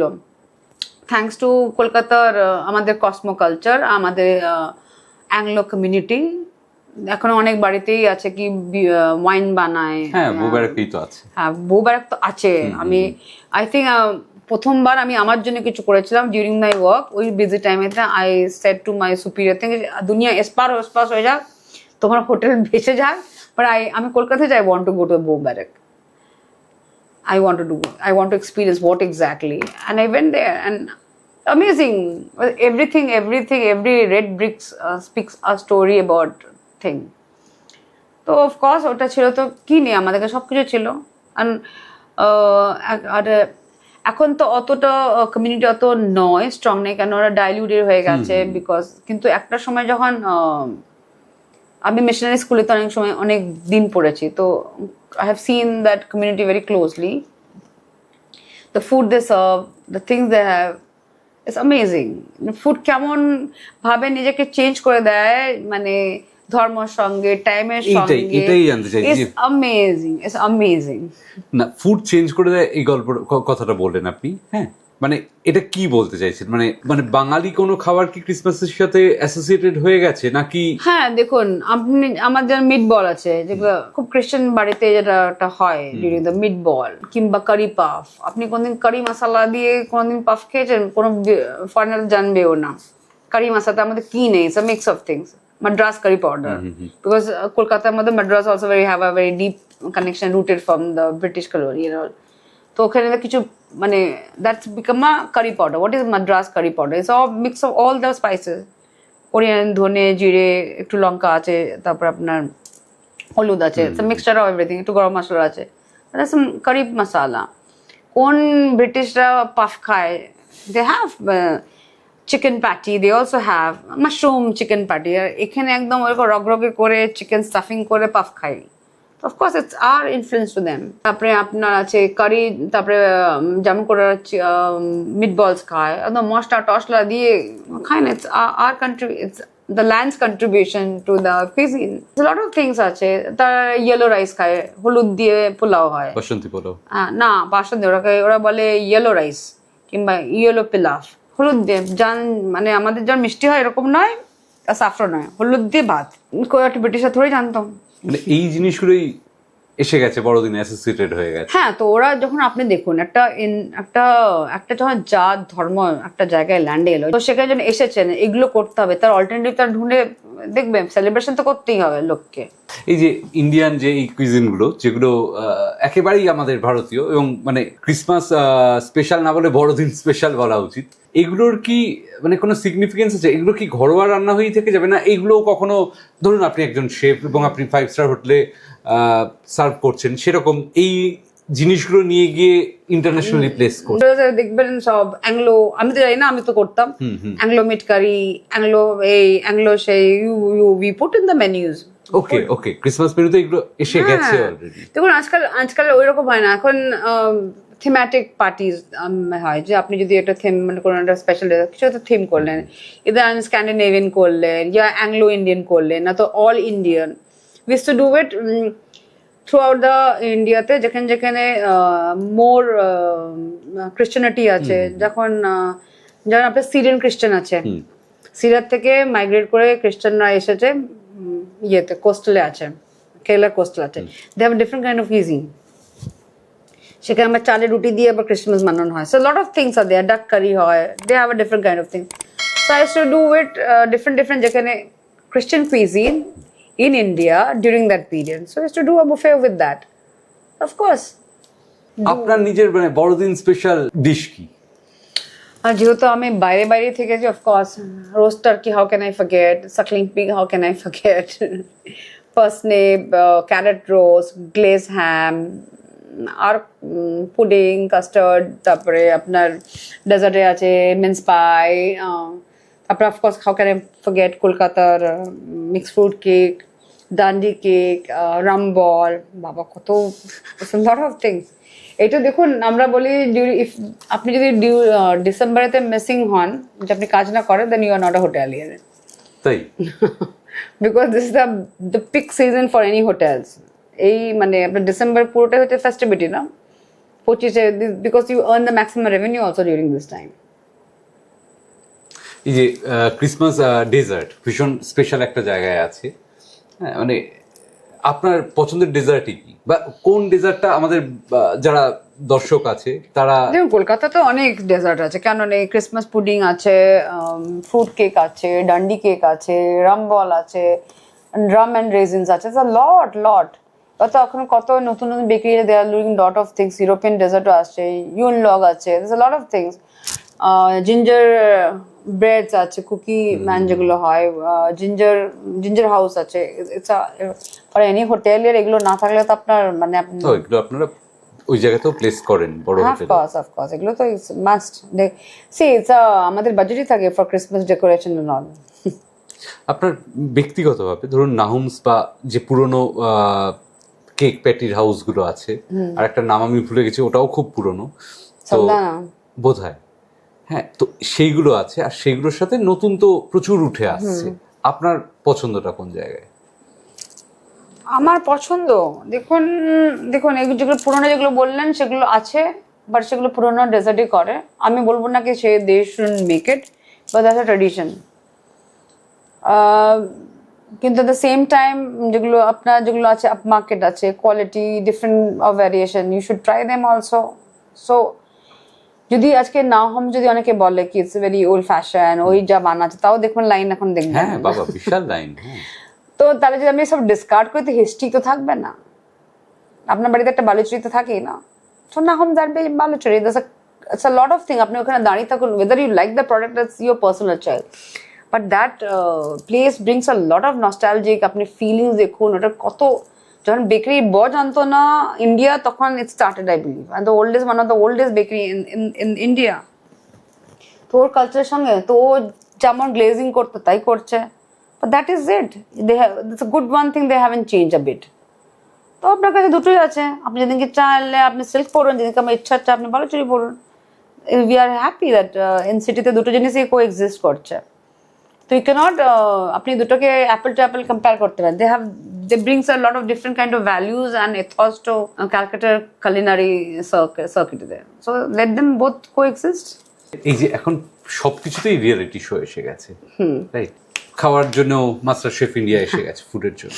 এই জিনিসটাকে আপনি কিভাবে দেখেন? দেখুন, একটা ভালো platform for both the people, for জাজেস also and for the participant also. সবাই তো পরিচিতি চায়, আগে বাড়তে চায়, দ্যাটস আ গুড একটা প্ল্যাটফর্ম হলো। তো আপনি নো বডির থেকে সামবডি হয়ে যান, ইটস আ গুড, জানেন say it's applicable for all the reality show. আপনি যদি টপ 10 ফাইনালিস্ট হয়ে যান, তো আপনার একটা আর্নিং অ্যাভিনিউ বেরিয়ে যায়, আপনি পরিচিতি পান, আপনার ক্যারিয়ার সেট হয়ে যায় না। সেম অ্যাপ্লিকেবল ফর আপনার জাজেসের জন্য, they also have a larger audience, people get recognition খুব ভালো পেয়ে যান। হ্যাঁ, মানে আমরা যতই নামি শেফ হোক, হয়তো শেফ বিকাশ খান্নাকেও চিনতাম না, জানতাম কেউই না। চিনতো না ইন্ডিয়াতে। যদি মাস্টার শেফ ইন্ডিয়া না হতো, ওনাকে চেনা যেত না। সো গুড ফর হিম না, তো তাই তো বললাম বোথ দ্য পার্টিসের জন্য it's a good thing. Anybody is coming there, it's a good platform. আপনি ন্যাশনাল টাইমে, প্রাইম টাইমে আপনার শো দেখছেন, তো গুড এক্সপোজার অলওয়েজ গুড না। কারোর ভালো হোক, কারোর ক্যারিয়ার হয়ে যাক, সেটা তো সবসময়। খালি ফুড শো এর জন্য না, আপনি যে কোনোই হয়, আপনি মিউজিক্যাল শোতে দেখুন যারা টপ 10-এ হয়ে যায়, ক্যারিয়ার সেটেল হয়ে যায় না তাদের। Thank you ma'am, thanks for coming. মানে খুব ভালো লাগলো আপনার সাথে কথা বলে। থ্যাংক ইউ, অসংখ্য ধন্যবাদ। Thank you.